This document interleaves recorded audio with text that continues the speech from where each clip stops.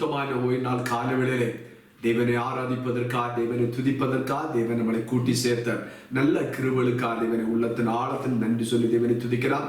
கடந்த மாசம் முழுவதும் தேவன் நம்மளை கண்மணி போல பாதுகாத்தார். இந்த மாசம் முதல் ஓய்வு நாளும் இந்த கடைசி நாள் வரை தேவன் நம்மளை கண்மணி போல பாதுகாத்து இந்த மாசத்தோட கடைசி ஓய்வு நாள் காலவேளையிலே தேவ சமுத்திராய் வீடுகளில் இருந்து தேவனை ஆராதிப்பதற்காய், தேவ சத்தம் கேட்பதற்காய், தேவனோடு செபிப்பதற்காய் ஆண்டவர் கொடுத்த நல்ல கிருபைகளுக்காய் உள்ளத்தின் ஆழத்தில் நன்றி சொல்லி துதிக்கிறேன். எல்லா தேவனுடைய பிள்ளைகளும் ஜெபத்தோடு கூட இருக்கிறோம். உலகத்திலே இந்த கொரோனாக்குள்ள நோய் நிமித்தம் அநேக ஆயிரக்கணக்கான லட்சக்கணக்கான ஜனங்கள் பாதிக்கப்பட்டிருக்கும் போது நாமும் ஆராதனை ஆலயத்தில் போக முடியாமல் வீடுகள் இருக்கிறோம். ஆனால் தேவன் ஏற்ற காலத்திலே அதை நேர்த்தியாக நமக்கு செய்து தருவார். நம் ஆலயத்தின் திறக்கப்படும். ஆலயத்தில் போய் நாம் சேர்ந்து தேவனை ஆராதிக்க வேண்டும் என்று எல்லா தேவனுடைய பிள்ளைகளும் ஜெபத்தோடு கூட இருக்க வேண்டும். ஜெபிக்க எல்லா தேவனுடைய பிள்ளைகளும் ஜெபத்தோடு எல்லாரும் இருக்கிற இடத்துல முழங்கால் படிட்டு தேவனை நான் ஆராதிக்க போறோம். எல்லா தேவனுடைய பிள்ளைகளும் எல்லா தேவனுடைய முழங்கால் படிடுங்க. எல்லாரும் இருக்கிற இடத்துல முழங்கால் படி ஆண்டவரே பரிசுத்த தெய்வத்தை பரிசுத்த அலங்காரத்தோடு ஆராதிப்பதற்காய் எத்தனையோ மக்களுக்கு கிடைக்காத பாக்கியத்தை ஆண்டு தந்தார். கடந்த நாள் முழுவதும் தேவன் நம்மளை கண்மணி போல பாதுகாத்து இந்த மாசத்தோட கடைசி ஓய்வு நாள் காலவேளையிலே தேவனை ஆராதிப்பதற்காக, தேவன் கொடுத்த நல்ல கிருபைகளுக்காக, நல்ல ஆரோக்கிய சுக பலத்திற்காக நன்றி சொல்லி தேவனை துதிக்கிறோம். ஹல்லேலூயா, ஹல்லேலூயா, ஹல்லேலூயா. என் நாமத்தை பிரஸ்தாபப்படுத்தும் எல்லா ஸ்தலத்திலும் நான் வந்து உங்களை ஆசீர்வதிப்பேன் என்று ஆண்டவர் வாக்குத்தத்தம் கொடுத்திருக்கிறார். ஹல்லேலூயா, ஹல்லேலூயா, ஹல்லேலூயா. 2-3 பேர் என் நாமத்தில் எங்கே கூடினால் அவ் நாமத்தில் வருவேன் என்று சொல்லி இருக்கிறார். என் நாமத்தை பிரஸ்தாபப்படுத்தும் எல்லா இடத்திலும் நான் வந்து உங்களை ஆசீர்வதிப்பேன் சொல்லி இருக்கிறார். துதியின் மத்தியில் வாசம் செய்கிற தேவன் இந்த நம்முடைய வீடுகளில் இறங்கி வரட்டும். இப்போதே தேவ மகிமை பிரசன்னம் இறங்கும்படியா ஜெபிக்கலாம். எல்லாரும் ஜெபிங்க. நம்முடைய வீடை சுற்றி பிரத்யேக தெய்வ காவல் உண்டாகட்டும். சபையாய் குடும்பம் எல்லா தேவனுடைய பிள்ளைகளை ஆண்டவர் பாதுகாத்துக் கொள்ளும்படியா ஜெபிக்கலாம். ஹல்லேலூயா, ஹல்லேலூயா. எல்லாரும் ஜெபிங்க. இயேசுவே, நாங்கள் உம்மை ஆராதிக்க போறோம் ஆண்டவரே. பாடல் பாடி நாமத்தை மகிமைப்படுத்த போறோம் ஆண்டவரே. உம்முடைய வார்த்தைகளை நாங்கள் கேட்க போறோம். அதன் பிறகு நாங்கள் ஓடி ஜெபிக்க போறோம் ஆண்டவரே. எல்லாமுக்கு பிரியமா இருக்கட்டும். அதுக்காய் என்னை கழுகும் ஆண்டவரே. எங்கள் ஒவ்வொருவரையும் கழுகி சுத்தியேறும் என்று எல்லாரும் ஜெபிங்க. ஹல்லேலூயா, ஹல்லேலூயா. யாரும் மௌனமாய் இருக்க கூடாது. எல்லாரும் உங்களை வாய்களை திறந்து ஆண்டவரே உமக்கு ஸ்தோத்திரப்பா, ஸ்தோத்திரம், ஸ்தோத்திரம், ஸ்தோத்திரம். கடந்த நாள் முழுவதும் எங்களை கண்மணி போல பாதுகாத்தீரே. இஸ்ரவேலை காக்கிற தேவன் உறங்குவதும் இல்லை தூங்குவதும் என்று சொன்ன வசனத்தின் பிரகாரம் எங்களை பாதுகாத்து வர இருந்த எல்லா பொல்லாப்பு, ஆபத்து, மரணம் எல்லாவற்றையும் விடுவித்து காத்துக்கொண்டு இந்த பரிசுத்தமான ஓய்வு நாள் காலவேளையிலே உம்மை ஆராதிப்பதற்கு கூட்டி சேர்த்திரே. உமக்கு ஸ்தோத்திரம் என்று நன்றி சொல்லி துதிங்க. நன்றி சொல்லி நம்முடைய பாடல் ஆராதனை எல்லா தேவனுக்கு பிரியமா இருக்க வேண்டும். தேவ செய்தி நமக்கு பிரியமாக ஆண்டவருக்கு பிரியமாக இருக்க வேண்டும். அது நமக்கு பிரயோஜனமாக இருக்க வேண்டும். நம்முடைய ஜெபம் எல்லா தேவனுக்கு பிரியமாக இருக்கணும். ஆண்டவரே என்னை கழுகும் ஆண்டவரே, எங்களை சுத்திகரியும் என்று எல்லா தேவனுடைய பிள்ளைகளும் ஜெபிங்க. ஹல்லேலூயா. பரிசுத்தராய் இருக்கிற தெய்வத்தை பரிசுத்த அலங்காரத்தோடு ஆராதிப்பதற்காய், ஒரு புத்தி உள்ள ஆராதனை ஆராதிப்பதற்காய், அன்புடன் சத்தியத்தை கைக்கொண்டு கிறிஸ்துவின் தலையில் வளருவதற்காய், நாம் பலன் கொடுப்பதற்காய் தேவன் நமக்கு கிருபை தரும்படியாக எல்லாரும் ஜெபிக்கிறோம். ஹல்லேலூயா, ஹல்லேலூயா, ஹல்லேலூயா. நன்றியோடு துதிக்கிறோம். பரிசுத்தரே துதிக்கிறப்பா. அப்பா பிதாவே உமக்கு ஸ்தோத்திரம், ஸ்தோத்திரம், ஸ்தோத்திரம், ஸ்தோத்திரம். இயேசப்பா, நாங்கள் உம்மை துதிக்கிறோம். ஆவியானவரே, நாங்கள் உம்மை துதிக்கிறோம். துதிகத்தில் வாசம் செய்கிறவரே, இறங்கி வாங்கப்பா. எங்களையும் சபையாய் குடும்பம் எல்லா தேவனுடைய பிள்ளைகள், எல்லா பரிசுத்தவான்கள், எல்லா பரிசுத்தவான்களை பாதுகாத்துள்ளும். வீடுகளை சுற்றிலும் ஆண்ட தெய்வீக பிரசனம் இறங்கட்டும். இரத்த கோட்டை மூடி மறைத்து காத்துக்கொள்ளும் ஆண்டவரே. உம்மை நாங்கள் பாட்டு பாடி ஆராதிக்கிற போறோம் ஆண்டவரே. வீடுகள் இருந்தாலும் ஆண்டவரே இங்க இறங்கி வாங்க. தேவட மகிமை பிரசனம் இறங்கி ஆவியானவரை எங்கள் வீடுகள் மத்தியில் அசைவாடுங்கப்பா. வீடுகளில் அசைவாடுங்க. கர்த்தருடைய ஆவி எங்கே உண்டோ அங்க விடுதலை உண்டு சொன்னவரே. இந்த மகிமை பிரசனம் இறங்கட்டும் பாப்பா. ஒவ்வொரு மேல இறங்கட்டும். பரிசுத்தத்தோடு ஆராதிக்க அந்த கிருபதாரம் ஆவி ஆத்ம சரீரத்தை ஒப்படைக்கிற ஆண்டவரே பாட்டு பாடிமை ஆராதிக்க கிருபதாரம் இந்த எங்களுக்கு வேண்டிய ஆலோசனை தாரும் ஆண்டவரே. எங்களோட பேசுங்கப்பா நீர் எங்களுக்கு தகப்பனப்பா, நாங்கள் உங்களுடைய பிள்ளைகள் ஆண்டவரே இயேசு, நாங்கள் முது பிள்ளைகள் அப்பா, எங்களோட பேசுங்கப்பா. இது வேத வசனத்தை கேட்டு அதன்படி நடக்க ஜெபிக்க ஆசீர்வதிக்கப்பட நீர் எங்களுக்கு கிருபை தரும்படியா செய்கிறோம். இன்று நடக்கிற ஆராதனை ஒவ்வொரு பகுதியும் ஆண்டவரே முது பிரசனம் இறங்கட்டும் ஆண்டவரே. உலகம் இங்கு நடக்கிற எல்லா இடங்களிலும் தேவ மகிமையின் பிரசனம் இறங்கி எங்களை ஆசீர்வதிக்கும்படியா ஜெபிக்கிறோம் ஆண்டவரே. ஆராதனை எல்லாமுக்கு பிரியமா இருக்கட்டும். ஆவியானவர் அசைவாடுங்க, கூட இருந்து பலப்படுத்துங்க எங்களை ஆண்டவரே. எங்களை ஒவ்வொருவரையும் பலப்படுத்த எல்லா சோர்வுகள், களைப்புகள், வேதனைகள் எல்லாம் மாறி போட்டு ஆண்டவரே எல்லாரும் எங்களை பலப்படுத்த ஆவியான எங்களை பலப்படுத்தும். கருத்தோடு ஆவியானவரே எங்களை பலப்படுத்தும். ஏக சிந்த ஏக மனசோடு ஆராதித்து அன்பு கூர்ந்து ஆராதித்து ஆசீர்வாதத்தோடு நாங்கள் எழுப்ப எங்களுக்கு இருப்பதாரும் எங்கள் ஜெபத்தை நீர் கேட்டபடியால் ஸ்தோத்திரம். எல்லா துதி கனமையுமே தருகிறோம் எல்லாம் இயேசு கிறிஸ்துவின் நாமத்தில் ஜெபங்களும் எங்கள் ஜீவனும் நல்ல பிதாவே, ஆமென். எல்லாரும் இப்போது எழுப்பி நிற்கிற இடத்துல எழுப்பி 2-3 பாடலை பாடி தேவனை ஆராதிக்கணும். அதன் பிறகு தேவனுடைய வார்த்தை. அப்பா, இந்த அருமையான நல்ல வேலைக்காய் உம்மை நன்றியோடு நாங்கள் துதிக்கிறோம். எல்லாரும் சேர்ந்து பாடுவோமா? அவருடைய கிருபைகளை எண்ணி காலைதோறும் அவருடைய கிருபை புதிதாக இருக்கிற அவருடைய கிருபைகளை எண்ணி அவரை துதிக்க போகிறோம், அவரை மகிமைப்படுத்த போகிறோம். ஜீசஸ்.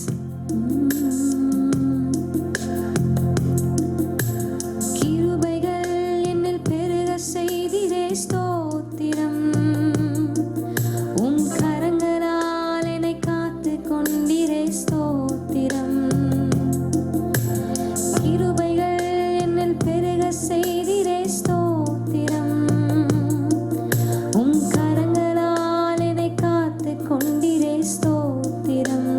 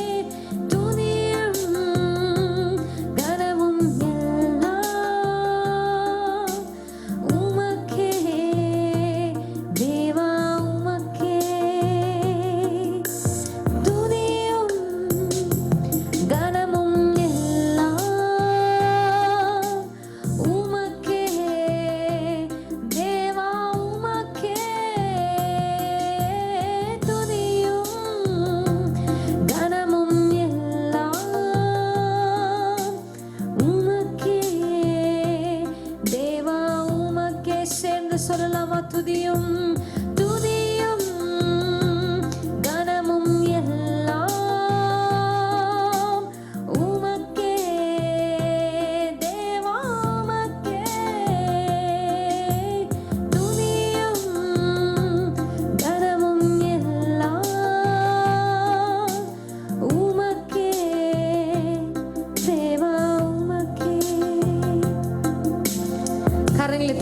துதிப்போமா? துதி கன மகிமைக்கு பாத்திரர் அவர் ஒருவர் மட்டும்தான். சங்கீதம் 69:30 வசனம் சொல்கிறது, தேவனுடைய நாமத்தை பாட்டினால் துதித்து அவரை ஸ்தோத்திரத்தினால் மகிமைப்படுத்துவேன். ஆமேன். கர்த்தருடைய நாமத்தை நாம் பாட்டினால் சேர்ந்து அவரை துதிக்க நாங்கள் போகிறோம். உம்மை பாடாமல் நான் யாரை நான் பாடுவேன், உம்மை துதிக்காமல் யாரை நான் துதிப்பேன் என்று நம்ம சேர்ந்து பாட போகிறோம்.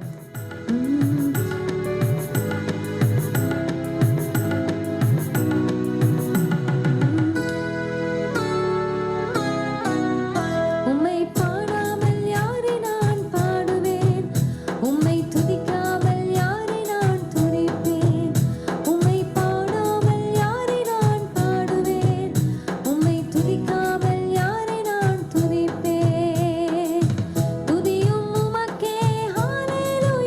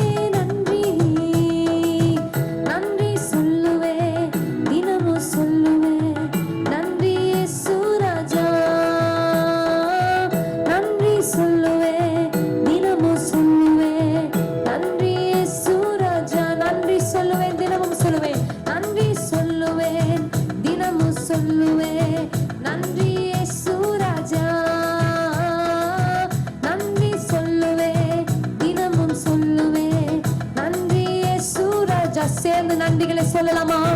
நன்றி சொல்லுவேன், தினமும் சொல்லுவேன், நன்றி இயேசு ராஜா. நன்றி சொல்லுவேன், தினமும் சொல்லுவேன், நன்றி இயேசு ராஜா. நன்றி அப்பா, நன்றி சொல்லுவேன், தினமும் சொல்லுவேன், நன்றி இயேசு ராஜா.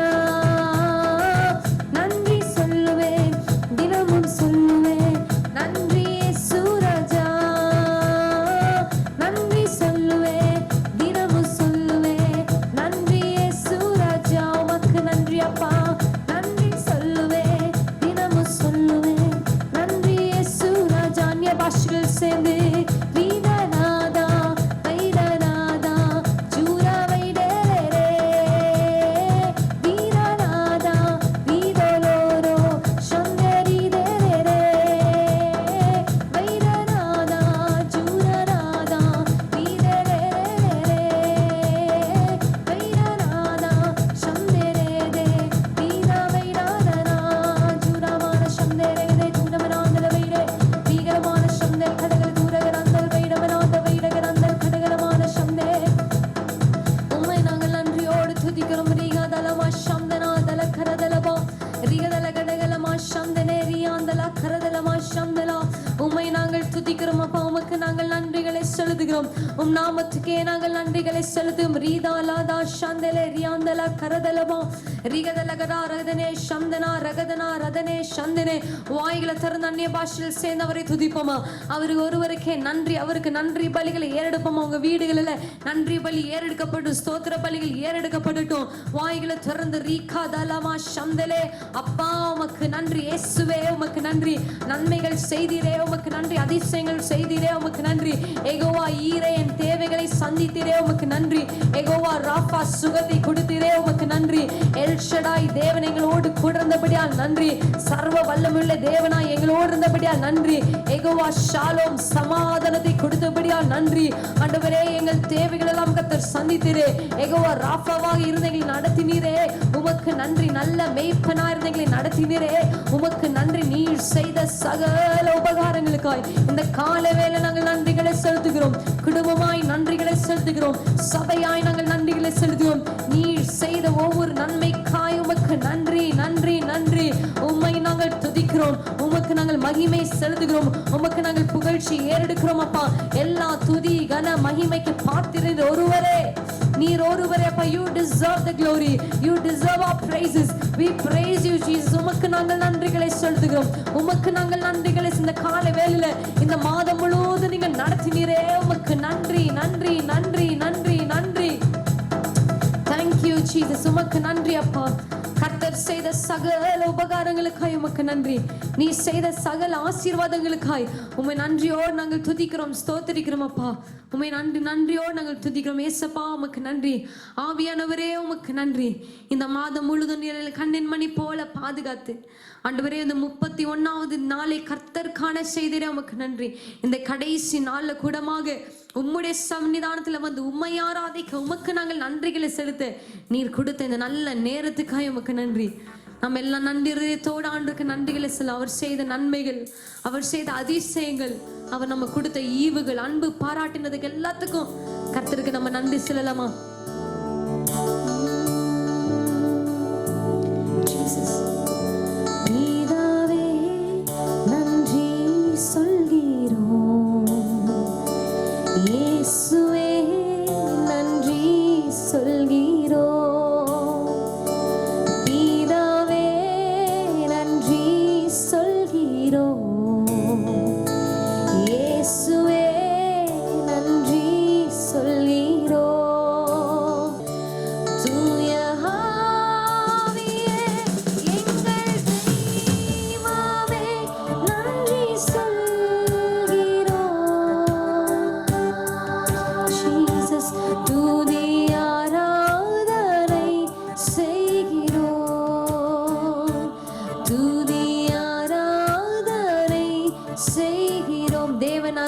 சொல்லி முடியாத இவுகளுக்கு தேவன் அருளிய சொல்லி முடியா ஈவுக்கு ஸ்தோத்திரம். நீ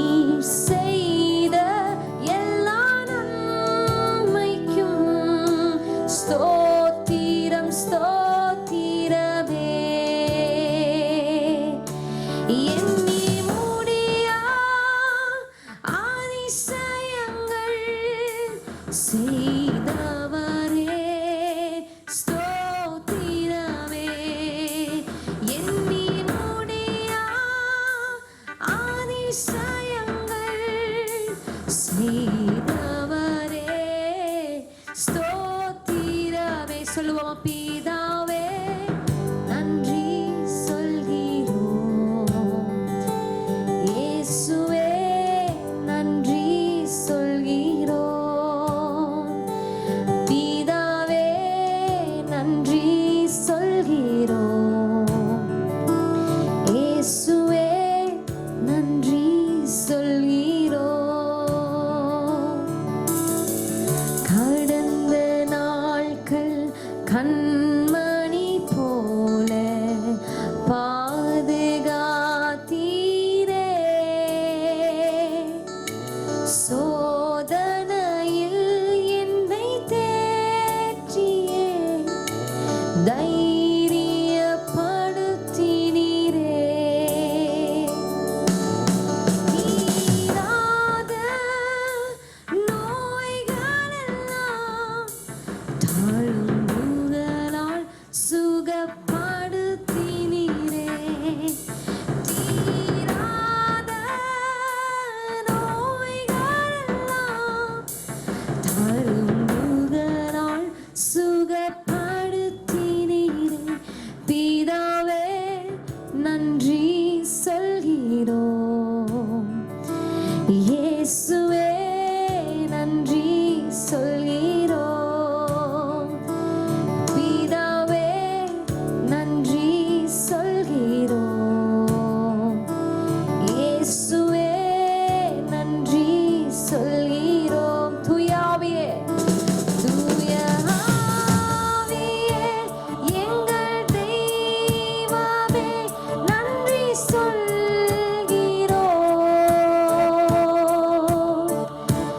துதி ஆராதனை செய்கிறோம், துதி ஆராதனை செய்கிறோம், உமக்கு துதி ஆராதனை செய்கிறோம்.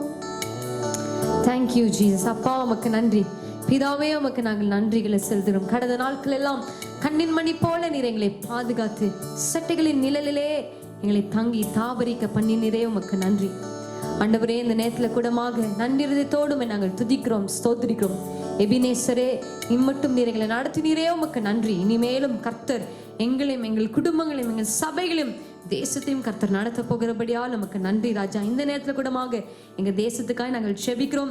ஆண்டவரே, இந்த கொள்ளை நோய் அதி சீக்கிரமாய் விரைவாய் கர்த்தர் ஆண்டவரே எடுத்து போடப்படுபடியால் நன்றி. அநேக மாற்றங்களை கர்த்தர் தேசத்தில் கொடுக்கிறபடியால் நமக்கு நன்றி அப்பா. எங்கள் ஜெபங்கள் எல்லாம் கர்த்தர் கேட்டு அன்றி ஒவ்வொரு நாட்களும் குறைந்து கொண்டிருக்கிற அந்த ஊரடங்கு உத்தரவுக்காய் நமக்கு நன்றி. ஆண்டவரே, இந்த கொரோனா வியாதி முற்றிலுமாய் அழிந்து மாறட்டும். ஆண்டவரே, தேசங்களை விட்டு முற்றிலுமாய் அழிந்து மாற கர்த்தர் உதவி செய்யுங்க. சபைகள் திறக்கப்படட்டும், தேவாலயங்கள் திறக்கப்பட்டும், தேவ ஜனங்கள் உம்மை ஆராதிக்க துதிக்க கர்த்தர் ஒரு வழியை உண்டு பண்ணும்படியாக நாங்கள் செபிக்கிறோம் அப்பா. கர்த்தர் நடத்தின சகல கிருபைகளுக்காக எமக்கு நன்றி.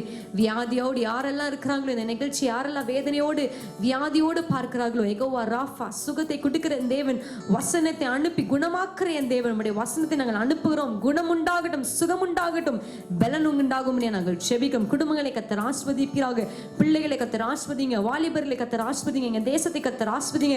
அதி சீக்கிரமாய் நாங்கள் காண போகிற எழுப்புதலுக்காய் ரொம்ப நன்றியோடு நாங்கள் துதிக்கிறோம், ஸ்தோத்திரிக்கிறோம் அப்பா.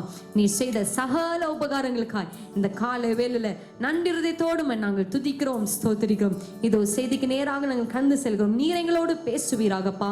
உடைய வார்த்தையை அனுப்பி என்ன பேச சித்தமா இருக்கிறீரோ அந்த வார்த்தை எங்களோடு நீங்க பேசுவீராக. உம் நாமம் ஒன்றே மகிமைப்பட்டும். இயேசுவின் மூலம் ஜெபிக்கிறோம் எங்கள் ஜீவனுள்ள நல்ல பிதாவே, ஆமேன் ஆமேன். அன்பான தேவ பிள்ளைகளை மட்டுமாய் தேவனை பாட்டு பாடி ஆராதிப்பதற்காய், தேவன் நம்மளை பலப்படுத்தின தேவனுடைய கிருபைகளுக்காய் ஆண்டவர் நன்றி செலுத்தி தேவனை துதிக்கலாம். இப்போதும் தேவட வார்த்தையிலிருந்து நாம் சில காரியங்கள் அறிந்து அதன் பிறகு நம்ம சேர்ந்து ஜெபிக்க போறோம். எல்லாரும் தேவ பிள்ளைகள் ஜெபத்தோடு இருக்க வேண்டும், வாஞ்சோடு தாகத்தோடு இருக்கணும். சீக்கிரமாய் இந்த கொரோனா கொள்ளை நோயிலிருந்து முற்றிலும் இந்த கொள்ளை நோய் முற்றிலும் தேசத்தை விட்டு அது மாறி போக வேண்டும், அது இல்லாமல் போக வேண்டும். நம் வேலைகளுக்கு போக வேண்டும், ஆண்டவர் ஆராதிக்க போக வேண்டும், ஆலயத்து போக வேண்டும், ஊழியம் செய்ய வேண்டும். இதற்காக நாம் ஜெபிக்கும் போது சீக்கிரமாக அற்புதமான காரியத்தை விசுவாசத்தோடு நம்பிக்கையோடு இன்றைக்கு ஜெபத்தோடு கூட இருக்கிறான்.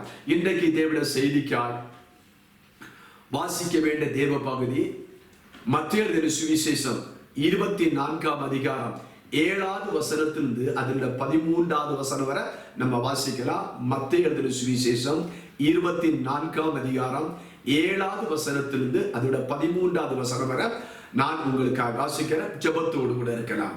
ஜனத்திற்கு விரோதமாய் ஜனமும் ராஜ்யத்துக்கு விரோதமாய் ராஜ்யமும் எழும்பும், பஞ்சங்களும் கொள்ளை நோய்களும் பூமி எதிர்ச்சிகளும் பல இடங்களில் உண்டாகும்.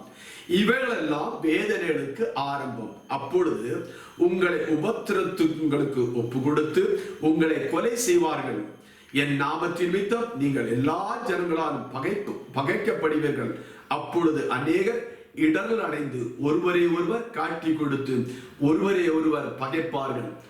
அநேக கள்ள தீர்க்கதரிசிகள் எழும்பி அநேகரை வஞ்சிப்பார்கள். அக்கிரமம் மிகுதியாவதனால் அநேகரோட அன்பு தணிந்து போகும். முடிவு பரியந்தம் நிலை நிற்பவனே ரட்சிக்கப்படுவான். இங்கே இயேசு கிறிஸ்து இந்த கடைசி காலத்தில் என்ன நடக்கும் என்று இயேசு கிறிஸ்து சொன்ன சில வேத வசனத்தை தான் நான் உங்களுக்காக வாசித்தேன். இங்க என்ன சொல்றாரா, கடைசி நாட்களிலே ஏசப்பட வருகை அது சீக்கிரமா இருக்கிற இந்த கடைசி காலத்திலே பஞ்சங்களும் கொள்ளை நோய்களும் உண்டாகும் என்று ஆண்டவர் சொன்னார், இயேசு கிறிஸ்து சொன்னார். அப்போ அவர் சொன்ன தீர்க்க தரிசனம் பிரகாரம் இன்றைக்கு அந்த பஞ்சங்களும் அந்த கொள்ளை நோய் நிமித்தம் உலகம் முழுவதும் பாதிக்கப்பட்ட, இந்தியாவில் மாத்திரமல்ல உலகம் முழுவதும் அந்த கொள்ளை நோய் பாதிக்கப்பட்டதினால் எத்தனையோ லட்சக்கணக்கான ஜனங்கள் மரித்து விட்டார்கள். எத்தனையோ லட்சக்கணக்கான ஜனங்கள் ஆஸ்பத்திரியில் வீடுகளில் வேதனை துக்கத்தோடு கூட இருக்கிறார்கள். எத்தனையோ கோடிக்கணக்கான ஜனங்கள் அந்த பாதிப்பு நிமித்தம் வீடுகள் வேலைகளில் இருந்து பலவிதமான வேதனை துக்கம் கவலை கண்ணீரோடு வீடுகளில் அடைபட்டு இருக்கிறார்கள். ஆனாலும் தேவன் நமக்கு வந்த கிருபை, ஆண்டவர் நமக்கு கொடுத்த கிருபைக்காய் உள்ளத்தின் ஆழத்தில் நன்றி சொல்லி ஆண்டவரை நாம் துதிக்க வேண்டும். இப்போதும் இந்த கடைசி காலத்தில் இப்படிப்பட்ட கொள்ளை நோயும் பஞ்சங்களும் வரும் என்று ஆண்டவர் தீர்க்க தரிசனம் அவர் பேசுகிறார். பேசிவிட்டு அது இந்த உலகத்திலே நடந்து கொண்டிருக்க பலவிதமான பஞ்சங்கள், வேலையில்லாத திண்டாட்டம், வேலையில்ல கஷ்டம், எவ்வளோ லட்சக்கணக்கான கோடிக்கணக்கான ஜனங்கள் பாதிக்கப்பட்டிருக்கிறார்கள். ஆனா 8ஆம் வசனத்தை நான் பார்க்கும் இவைகள் எல்லாம் வேதனைக்கு ஆரம்பம் என்று இங்கே இயேசு கிறிஸ்து சொல்வதை நான் பார்க்க முடியும். இவைகள் எல்லாமே இன்று நடந்து கொண்டிருக்கிற அந்த காரியங்கள் எல்லாமே அதற்கு வேதனைக்கு ஆரம்பம் என்று வேதம் சொல்லுகிற. அப்போ இனி முதல் உலகத்தில் என்னதான் வேதனை தான், பழையது போல உள்ள ஒரு வாழ்க்கை வாழ முடியும் என்று நமக்கு சொல்ல முடியாது. வேதம் தெளிவாக சொல்லுகிறது, இவைகள் எல்லாமே வேதனைக்கு ஆரம்பம். இந்த கொள்ளை நோய் நிமித்தமும் இந்த பஞ்ச நிமித்தம் நம்முடைய வாழ்க்கையில பலவிதமான வேதனைகள், சரீரத்தில் வியாதியினால் பலவிதமான தேவ பிள்ளைகள் வருமானம் இல்லாமல் சரீரத்தில் வேதனைப்படுகிறார்கள். அது மாத்திரமல்ல அநேக கோடிக்கணக்கான ஜனங்கள் என்ன மனவேதனைப்படுகிறார். சரீர வேதனை மாத்திரமல்ல மனவேதனைப்படுகிற லட்சக்கணக்கான ஜனங்கள் ஆஸ்பத்திரியில் வீடுகளும் வேதனையோடு கூட இருக்கிற அந்த நோயினால் தாக்கப்பட்டு அப்போ அந்த சரீரத்திலும் வேதனை அனுப்பிடுங்க. அது மாத்திரமல்ல கோடிக்கணக்கான ஜனம், உலகத்தில் இருக்கிற எல்லா ஜனங்களும் மனசுல ஏதோ ஒரு வேதனை, ஒரு பயம், அடுத்து என்ன நடக்குமோ, குடும்பத்தை எப்படி வழி நடத்துவது, வாழ்க்கை என்ன ஆகும் என்று ஒரே பயத்தோடு மனவேதனோடு அவர்கள் இருக்கிறார். இயேசு சொன்னார், இவைகள் எல்லாம் வேதனைக்கு ஆரம்பம் என்று சொல்லுகிற, வேதனை ஆரம்பமாய் இருக்கிறது. அப்படி என்றால் இயேசு கிறிஸ்து வருகை அது சீக்கிரமாய் இருக்கிறபடியால் நாம் தேவ பிள்ளைகளா இருக்கிற நாம் எப்போது ஜெபத்தோடு நம் வாஞ்சோடு தாகத்தோடு இயேசு கிறிஸ்து வருகைக்காய் நாம் ஆவலோடு காத்திருக்க வேண்டும். அதன் பிறகு அந்த வசனத்தில் 13ஆம் வசனத்தை பார்க்கும் போது முடிவு பரியந்தம் நிலை நிற்கிறவனே ரட்சிக்கப்படுவான் என்று இயேசு கிறிஸ்து சொன்னார். இப்படிப்பட்ட வேதனை வந்தாலும் முடிவு பரியந்தம் நிலை நிற்கிறவனே ரட்சிக்கப்படுவான் என்று வேதத்திலிருந்து பார்க்க. முடிவறிந்தோம், அதாவது நம்முடைய இந்த உலகத்தில் நம்முடைய ஜீவன் போகும் வரை அல்லது இயேசு கிறிஸ்து வருகை வர நாம் என்ன சொல்றோம், நிலை நிற்கிறவனே ரட்சிக்கப்படுவான். அப்போ ரட்சிக்கப்பட்டால் மாத்திரம் போதாது, அந்த ரட்சிப்பு நிறைவேற நாம் பிரயாசப்பட வேண்டும். இந்த இயேசு கிறிஸ்து வருகை வர, நம்முடைய மரணம் வர, ஆண்டவரே அந்த பரலோக ரட்சிப்பை, அந்த பரலோகத்தின் பாக்கியத்தை நான் பெற்றுக்கொள்ள வேண்டும் என்று அதற்காக நம்ம பிரயாசப்பட வேண்டும் பவுல் எழுதுவதை நம்ம பார்க்க முடியும். அப்போ இந்த இவைகளெல்லாம் வேதனைக்கு ஆரம்ப வேதனை தான். இனி பலவிதமான வேதனைகள் கூட தான் இந்த உலகத்துல வாழ முடியும். அதன் மத்தியிலும் முடிவறியும் அந்த வேதனையில் மத்தியிலும், அந்த பாடுகள், துர்க்கம், துயரம், கஷ்டம், வேதனை மத்தியிலும் நாம் என்ன செய்யணும்? முடிவறிந்த நிலைநிற்க வேண்டும். அவனே ரட்சிக்கப்படுவான், அவன் தான் பரலோக பாக்கியத்தை பெற்றுக் கொள்ள முடியும் என்று இயேசு கிறிஸ்து இங்கே அருமையாக சொல்லியிருக்கிறார். அப்படி என்றால் முடிவு வரை நிலைநிற்கிறவரே ரட்சிக்கப்படுவான். அப்போ நம்முடைய முடிவு வரை நாம் நிலைநிற்க வேண்டும். நாம் எதிலெல்லாம் நிலைநிற்க வேண்டும் என்று சில வசனத்தை உங்களுக்கு வாசிக்கிறேன். 1 கொரிந்தியர் 7ஆம் அதிகாரம் அதோட 24ஆம் வசனம். 1 கொரிந்தியர் 7ஆம் அதிகாரம் அதோட 24ஆம் வசனத்தை நாம் பார்க்கும்போது நாம் எதில எல்லாம் நிலைநிற்க வேண்டும், எதில நிலைநிற்க வேண்டும் என்று இங்கே பவுல் சொல்வதை நாம் பார்க்க முடியும். 1 கொரிந்தியர் 7ஆம் அதிகாரம் 24ஆம் வசனம். சகோதரே, அவனவன் தான் அழைக்கப்பட்ட நிலைமையிலே தேவனுக்கு முன்னால் நிலைத்திருக்க வேண்டும். அப்போ ஆண்டவர் சொல்வது என்ன? இயேசு கிறிஸ்து சொன்னார், முடிவறிந்தும் நிலைநிற்கிறவனே ரட்சிக்கப்படுவான். அப்போ நாம் நிலைநிற்க வேண்டுமென்றால் முதலாவது நாம் எதில நிலைநிற்க வேண்டும்? வேதம் சொல்ல அவனவன் தான் அழைக்கப்பட்ட நிலைமையிலே தேவனுக்கு முன்பாக நிலைத்திருக்க கடவன். அப்போ நம்முடைய அழைப்பிலே நாம் நிலைத்திருக்க வேண்டும். நாம் ஆண்டவன் நம்மளை எதற்காய் அழைத்தார் என்னோட காரியத்தை நாம் பார்க்க போறோம். முடிவறிந்தும் நிலைநிற்கிறவனே ரட்சிக்கப்படுவான் என்று இயேசு சொன்னார். இங்கே பவுல் சொன்னார், ஒவ்வொரு மனுஷனையும் அழைத்த அழைப்பு உண்டு, அந்த அழைப்பிலே நிலைத்திருக்க வேண்டும். முடிவறிந்தும் நிலைநிற்கிறவனே ரட்சிக்கப்படுவார். உபத்திரம், வேதனைக்கு ஆரம்பம். இந்த மாதிரிப்பட்ட கொள்ள நோயும் பஞ்சம் நடக்கும் போது அது வேதனைக்கு ஆரம்பம் என்று இயேசு கிறிஸ்து சொன்ன தீர்க்க தரிசனம் இன்றைக்கு அது உலகத்திலே நிறைவேறிவிட்டது, நிறைவேறிக்கொண்டிருக்கிறது. அதனால் எந்த மாதிரிப்பட்ட சூழ்நிலையிலும் இந்த சரீர வேலை, இந்த வேதனை, இந்த மனவேதனை மத்தியிலும் நாம் என்ன செய்ய வேண்டும்? முடிவறிந்து நாம் நிலைக்கு நிறுத்திக்க வேண்டும். வேதம் சொல்லுகிறது, பவுல் சொல்றார், நீங்க அழைக்கப்பட்ட, உங்களை ஆண்டவர் எதற்காக அழைத்தாரோ அந்த அழைப்பிலே நீங்க நிலைத்திருக்க வேண்டும் என்று வேதம் சொல்லுகிறார். அப்போ ஆண்டவர் நம்மளை எதற்காக அழைத்தார் அந்த அழைப்பிலே நாம் உறுதியாக நிற்க வேண்டும். 1 தெசலோனிக்கேயர் 4ஆம் அதிகாரம் அதோட 7-8 வசனத்தை வாசிக்கும் போது ஆண்டவர் நம்மளை எதற்காக அழைத்தார் என்று நம்ம பார்க்க முடியும். 1 தெசலோனிக்கேயர் அதோட 4ஆம் அதிகாரம் அதோட 7-8 வசனத்தை நான் வாசிக்கிறேன். தேவன் நம்மை அசுத்தத்திற்கா பரிசுத்தத்திற்கே அழைத்தார். அப்போ ஆண்டவர் நம்மளை அழைத்த அழைப்பிலே நாம் நிலைத்திருக்க வேண்டும். முடிவறிந்தும் நிலைத்திருக்க வேண்டும். வேதனை உண்டு, கஷ்டம் உண்டு, ஆனாலும் ஆண்டவர் நம்மளை அழைத்த நோக்கம் என்ன? அவன் நம்மளை பரிசுத்தத்திற்காக அழைத்தார். பாவிகளாய் இருந்த நம்மை இயேசு கிறிஸ்து இரத்தத்தாலும் அவருடைய சத்திய வசனத்தினாலும் பரிசுத்த ஆவியினாலும் நம்மளை பரிசுத்தத்துக்காக அழைத்தார். ஆகையால் 8ஆம் வசனம், ஆகையால் அசட்டை பண்ணுகிறவன் மனுஷரை அல்ல, தமது பரிசுத்த ஆவியை நமக்கு தந்தருளின தேவனே அசட்டைப்படுற. அப்போ ஆண்டவர் நம்மளை அழைத்த நோக்கம் என்ன? அவர் நம்மளை பரிசுத்தத்திற்காக அழைத்தார். பரிசுத்தம் இல்லாமல் யாரும் தேவனை தரிசிக்க முடியாது. நம் பரிசுத்த அலங்காரத்தோடு தெய்வத்தை ஆராதிக்க வேண்டும். பரிசுத்தமாய் இந்த பூமியிலே நாம் வாழ வேண்டும் என்று தேவன் நம்மளை பரிசுத்தத்திற்காக ஆண்டவர் அவருடைய புண்ணிய இரத்தத்தை கொடுத்து நம்மளை பரிசுத்தப்படுத்தினார். பரிசுத்தத்துக்கு அழைத்திருக்கும் போது அந்த பரிசுத்தத்தை நாம் ஒரு நாளும் அசட்டை பண்ணக்கூடாது. வேதம் சொல்லுகிறது, தேவன் நம்மளை அசுத்தத்திற்கல்ல பரிசுத்தத்திற்கே அழைத்தார். பரிசுத்தமாய் வாழ்வதற்கு, பரிசுத்தத்தோடு ஆராதிப்பதற்கு, பரிசுத்தமாய் வாழ்க்கை நடப்பதற்கு தான் தேவன் நம்மளை அழைத்திருக்கிறார்.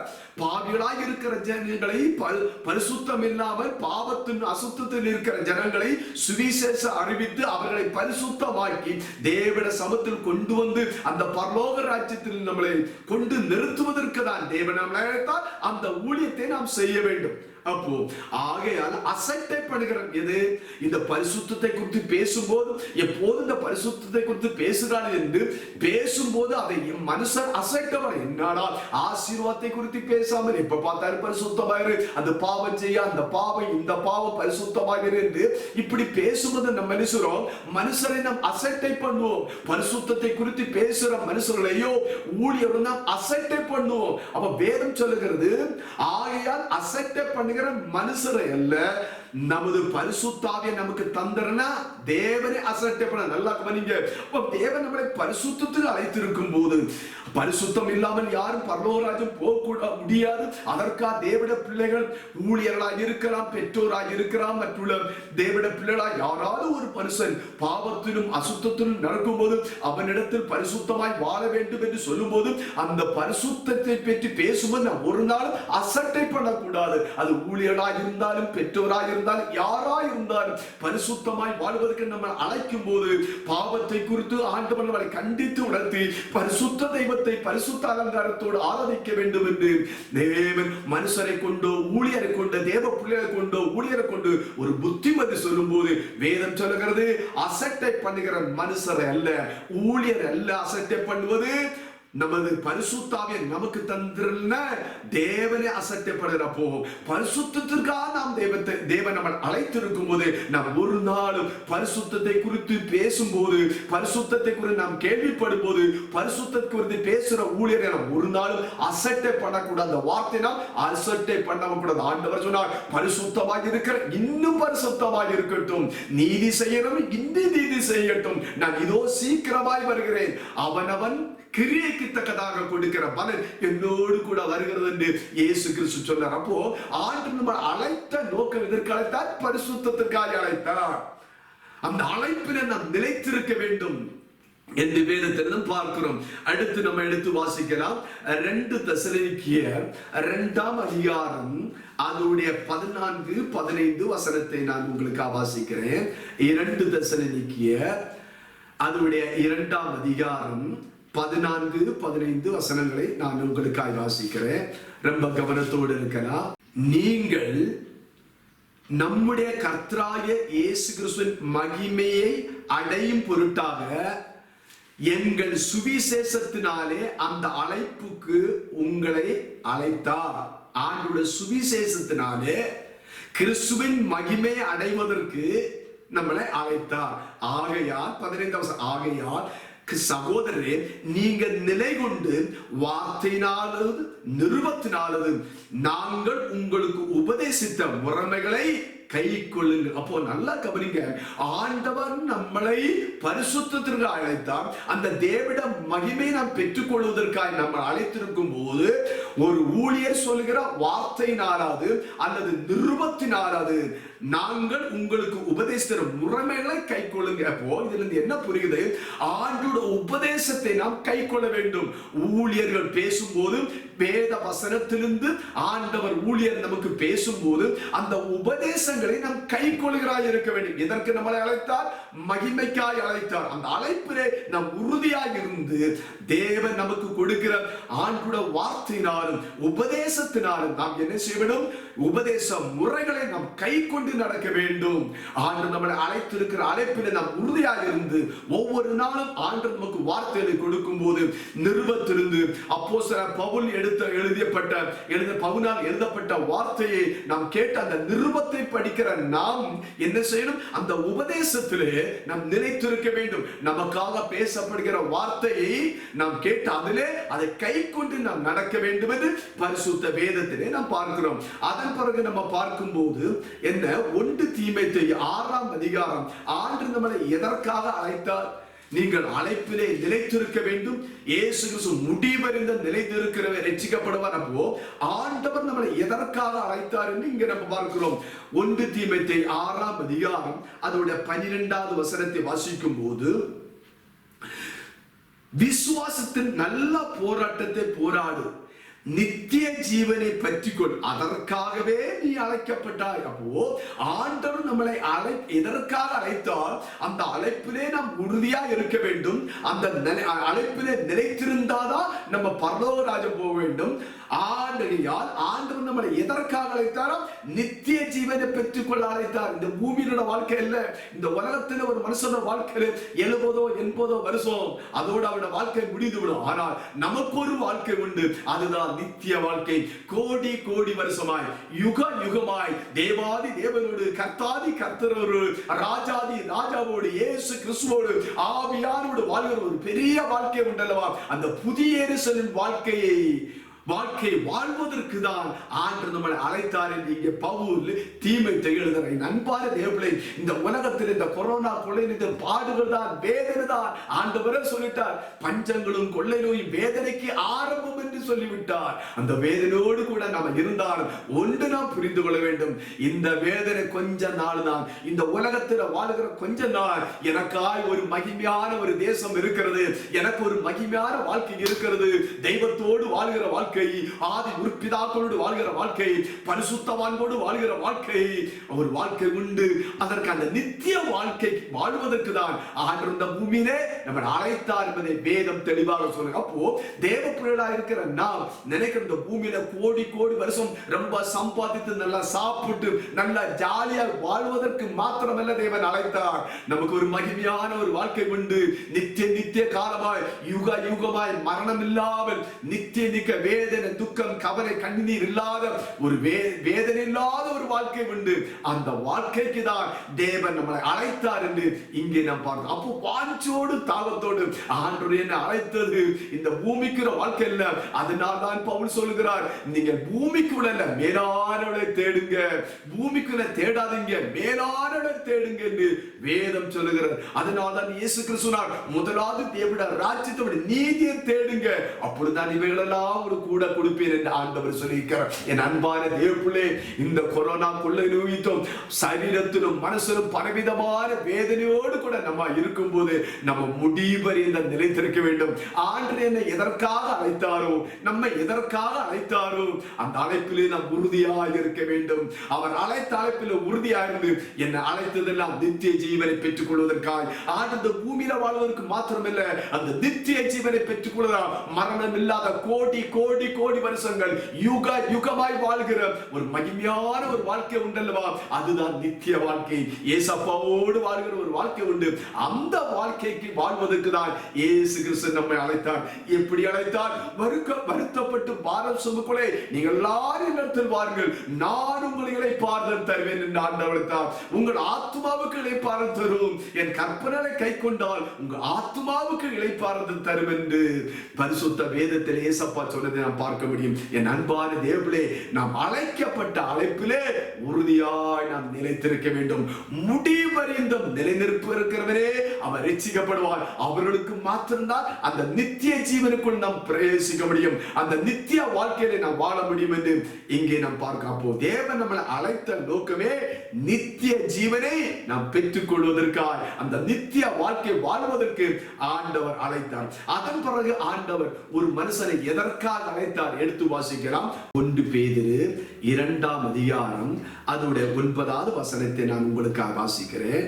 நீங்களோ உங்களை அந்தகாரத்திலிருந்து தம்முடைய ஆச்சரியமான ஒளியிடத்திற்கு வரவழைத்தவருடைய புண்ணியங்களை அறிவிக்கும்படிக்கு தெரிந்து கொள்ளப்பட்ட சந்ததியும் ராஜரீக ஆசாரிய கூட்டமாயும் பரிசுத்த ஜாதியாயும் அவருக்கு சொந்த ஜனமாயும் இருக்கிறீர்கள். அப்போ ஆண்டு நம்மளை எதற்கு அழைத்தார் தெரியுமா? அவருடைய புண்ணியங்களை அறிவிப்பதற்காக. என் அன்பான தேவப்பிள்ளையே, ஆண்டவர் எதற்காக நம்ம அழைத்தார் என்பதை நாம் அறிந்து கொள்ள வேண்டும். பரிசுத்த வேதம் தெளிவாக சொல்கிறது. பேதுருவை கொண்டு ஆண்டவர் தெளிவாக நமக்கு வேதத்திலே நாம் பார்க்க முடியும். அவர் நம்மளை எதற்காக அந்தகாரத்திலிருந்து, அந்த பாவத்திலிருந்து, அந்த சாபத்திலிருந்து, நித்திய நரகத்தின் நேராக ஓடிக்கொண்டிருந்த நம்மை பாவத்தினாலும் சாபத்தினாலும் பிசாசின் கிரியினாலும் அந்தகாரத்தில் இருந்த நம்மை அந்தகாரத்திலிருந்து நம்மை ஆச்சரியமான ஒளியாக இருக்கிற உலகத்துக்கு ஒளியாக அந்த இயேசு கிறிஸ்துவிடத்தில் அவர் எதற்காக நம்மை அழைத்தார்? வருத்தப்பட்டு பாரசுமைக்குள்ளே நீங்கள் எல்லாரும் என்னிடத்தில் வாருங்கள் என்று அவர் எதற்காக அழைத்தாரா? நாம் அவருடைய புண்ணியங்களை அறிவிப்பதற்காக. ஏதோ வியாதி மாறி, ஏதோ கஷ்டங்கள் மாறி இந்த பூமியில ஆசீர்வாதமான வாழ்க்கை வாழ்வதற்கு மாத்திரமல்ல ஆண்டவர் அழைத்தார். பரிசுத்த வேதம் தெளிவாக சொல்லுது, உங்களை என்னையும் அந்தகார இருளிலே நாம் இருந்தோம், பாவ இருளிலே இருந்தோம், சாப இருளில் இருந்தார், பிசாசின் இருளிலே அந்தகார இருள் அடைபட்டு இருக்கிற நம்மளை இயேசு கிறிஸ்துவாக இருக்கிற மெய்யான ஒளி இந்த பூமியிலே வந்து நம்ம அழைத்து ஆண்டவர் வசனத்து மூலம் இன்றைக்கு நாம் நாம் ரட்சிக்கப்பட்டு ஞானஸ்நானம் எடுத்து ஆண்டவர் ஆவியோடு உண்போடும் ஆராதிக்கிறோம். அப்போ ஆண்டவருடைய புண்ணியத்தை அறிவிப்பதற்கு தேவன் நம்மளை அழைத்தார் என்னுடைய காரியம் இங்க தெளிவாக இருக்கிறது. நீங்களோ உங்களை அந்தகாரத்திலிருந்து தம்முடைய ஆச்சரியமான ஒளியிடத்தில் வரவழைத்துட புண்ணியங்களை அறிவிக்கும்படிக்கு நம்ம தெரிந்து கொள்ளப்பட்ட ஜனங்களாக இருக்கிறோம். என் அன்பான தேவர்களே, ஆண்டவர் அழைத்த அழைப்பிலே முடிவரை நாம் நிலைநிற்க வேண்டும். அப்போதுதான் ஒரு மனுஷன் ரட்சிக்கப்படுவான், அந்த நித்திய ஜீவனை பெற்றுக்கொள்ள முடியும் என்று வேதம் சொல்கிறது. ஏசப்பட வருகை சீக்கிரமாக இருக்கும் போது என் அன்பான தேவ பிள்ளைகளே, நாம் ஜெபித்தால் மாத்திரம் போதாது, நாம் சுவிசேஷத்தை அறிவிக்க வேண்டும். அவர் நமக்கு செய்த புண்ணியம் இந்த முழு உலகத்தில் பிறந்த மனுஷருக்காய், இனி பிறக்க போற மனுஷருக்காய் அவர் செய்து வைத்த ஒரு பெரிய புண்ணியம் என்ன தெரியுமா? நமக்காக முழு உலகத்தில் இருக்கிற ஜனங்களுக்காய், பாவிகளுக்காய் தன்னுடைய கடைசி சொட்டு இரத்தத்தையும் இந்த பூமியில ஊற்றி கொடுத்தார். 3 ஆண்டுகள் அவர் ஊழியம் செய்து தன்னுடைய ஜீவனே நமக்காக ஒப்பு கொடுத்து இன்றைக்கு நமக்காய் பரிந்து பேசிக் கொண்டிருக்கிறார். அவர் இந்த சீக்கிரமாய் வரப்போறார். அவருடைய வருகையிலே நாம் எடுத்துக் கொள்ளப்பட வேண்டும் என்றால் ஆண்டு நம்மை அழைத்ததற்காக அழைத்தார், அவருடைய புண்ணியங்களை அறிவிப்பதற்காக, சுவிசேஷம் அறிவிப்பதற்காக. ஆண்டவர் என்ன ஒரு பெரிய எழுப்புதலை தேவன் கொடுக்க போறார் என்று தேவனுடைய பரிசுத்தவான்களை கொண்டு ஆண்டவர் பேசிக்கொண்டே இருக்கிறார். தேசத்தில் ஒரு பெரிய எழுப்புதல் உண்டாக போறது, தேசம் ஆசீர்வதிக்கப்பட போறது. அதற்காக நாம் என ஜெபித்து விட்டு மாத்திரம் இருந்தால் போதாது. ஆண்டவர் நம்மை அழைத்த ஒவ்வொரு தேவ பிள்ளை ஆண்டவர் அழைத்திருக்கிறார். அந்த அழைப்பிலே உறுதியாய் நிலைத்திருக்க வேண்டும் என்று வேதத்தில் பார்க்கிறோம். அப்ப அழைத்தது எதற்காக அழைத்தாரா? அவருடைய புண்ணியங்களை அறிவிப்பதற்காக, சுவிசேஷ அறிவிப்பதற்காக. ரட்சிக்கப்படாத மக்களுக்கு இயேசு கிறிஸ்துவின் அன்பை கொடுத்து அன்பான வார்த்தைகளை பேசி இயேசு கிறிஸ்துவின் அன்பாய் இருக்கிற ஆண்டவரிடத்தில் அவளை கொண்டு வருவதற்காக தான் ஆண்டவர் நம்மளை அழைத்தார் என்ற காரியத்தை மறக்காதீங்க. ஆண்டு நம்மளை எதற்காக அழைத்தாரோ அந்த அழைப்பிலே நாம் நிலைத்திருக்க வேண்டும், முடிவு பரியந்தம் நிலைத்திருக்க வேண்டும். நம்முடைய ஜீவன் போகும் வரை, ஏசப்பட வருகை சீக்கிரமாக இருக்கிற இந்த காலகட்டத்தில் ஏசப்பட வருகை வர நாம் சுவிசேஷத்தை அறிவித்துக் கொண்டே இருக்க வேண்டும். அதற்கு தான் தேவன் நம்மை அழைத்தார். அதற்கு தான் ஆண்டவர் என்ன சொன்னார்? நீங்கள் உலகத்துக்கு வெளிச்சமாக இருங்க. அந்த அவருடைய புண்ணியத்தை அறிவிப்பதற்காக ஆண்டவர் நம்மளை அழைத்தார்.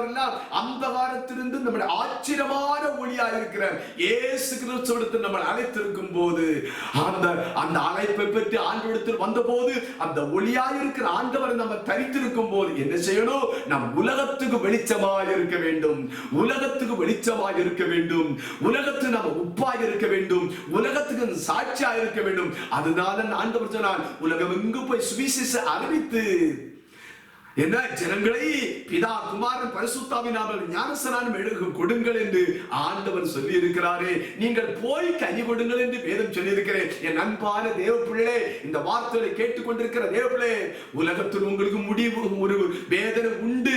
ஆனாலும் முடிவறிந்த நிலைந்திருக்கிறவனே ரட்சிக்கப்படுவான். நாம் ரட்சிக்கப்பட வேண்டும் என்றால், பரலோகராஜ்யம் போக வேண்டும் என்றால், அந்த நித்திய வாக்கியத்துக்குள் பிரவேசிக்க வேண்டும் என்றால் ஆண்டவர் நம்மை அழைத்திருக்கிறாரே, அந்த அழைப்பு உறுதியாக இருக்க வேண்டும். அந்த ஆண்டவர் நாளைக்கு கணக்கு கேட்பார். மகனை உன்னை அழைத்தேனே, அந்தகார இருளிலிருந்து பாவத்திலும் சாபத்திலும் கிடந்த ஒன்றை நான் அழைத்தேனே, என்னோட புண்ணியத்தை நீ அறிவித்திருக்கிறாயா?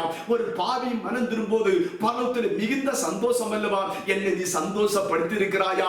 பரலோகத்தை சந்தோஷப்படுத்தியிருக்கிறாயா? ஒரு மனுஷனும் கெட்டு போது தேவனுக்கு சித்தம் இல்லை, எல்லா மனுஷரும் ரட்சிக்கப்பட வேண்டும் என்று அதற்காக ஜெபிங்கள் என்று ஆண்டவர் சொன்னாரு.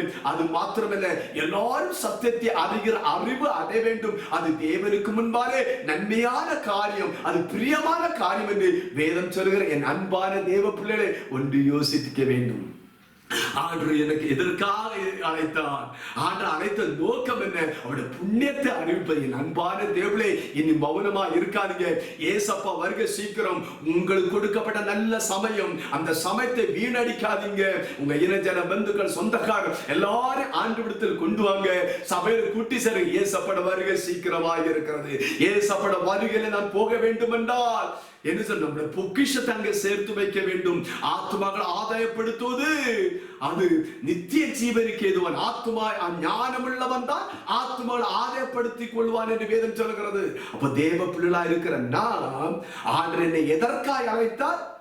நித்திய ஜீவனை பெற்றுக் கொள்வதற்கு நான் மாத்திரமல்ல, என்னோடு ஒரு பெரும் கூட்டத்தையும் அந்த நித்திய ஜீவனுக்கு நேராய் வழி நடத்துவதற்கு, அந்த புண்ணியங்களை அறிவிப்பதற்கு தேவன் நம்மளை நடத்தினார் என்று இந்த வேத வசனத்திலே தெளிவாய் பார்க்க முடியும். அப்படி நாம்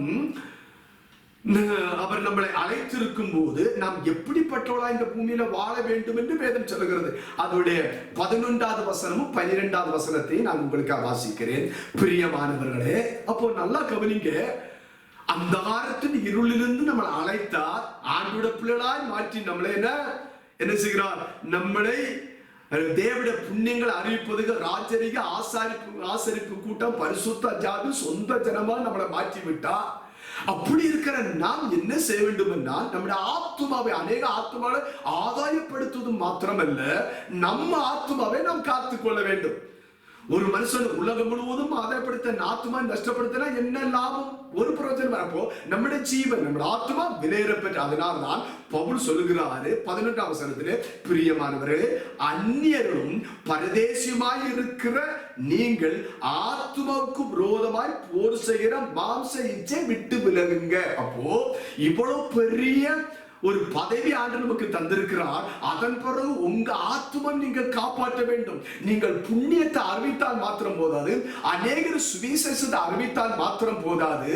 அதுக்கு தான் கர்த்தர் உங்களை அழைத்திருக்கிறார். அது மாத்திரம் போதாது, ஆனால் உங்க ஆத்துமாவை நீங்கள் காப்பாற்றிக் கொள்ள வேண்டும் என்று இங்க சொல்லுகிறார். பிரியமானவர்களே, அந்நியரும் பரதேசியமாய் இருக்கிறோம். இந்த நிலையான வாழ்க்கையில நமக்கு ஒரு பரதேசியாய் இந்த பூமியில நாம் வாழ்கிறோம். நமக்கு ஒரு சுய தேசம் உண்டு, அங்கே நாம் போக வேண்டும் என்றால் நீங்கள் ஆத்மாவுக்கு விரோதமாய் போர் செய்கிற மாம்ச இச்சையை விட்டு விலகுங்க என்று வேதம் சொல்கிறது. அப்போ இப்போ நம்ம எவ்வளவுதான் செய்தாலும் நம்முடைய ஆத்மாவை காப்பாற்றுகிற, நம்முடைய ஆத்மாவுக்கு விரோதமாய் போராடுகிற, போர் செய்கிற சில மாம்ச இச்சைகள் உண்டு.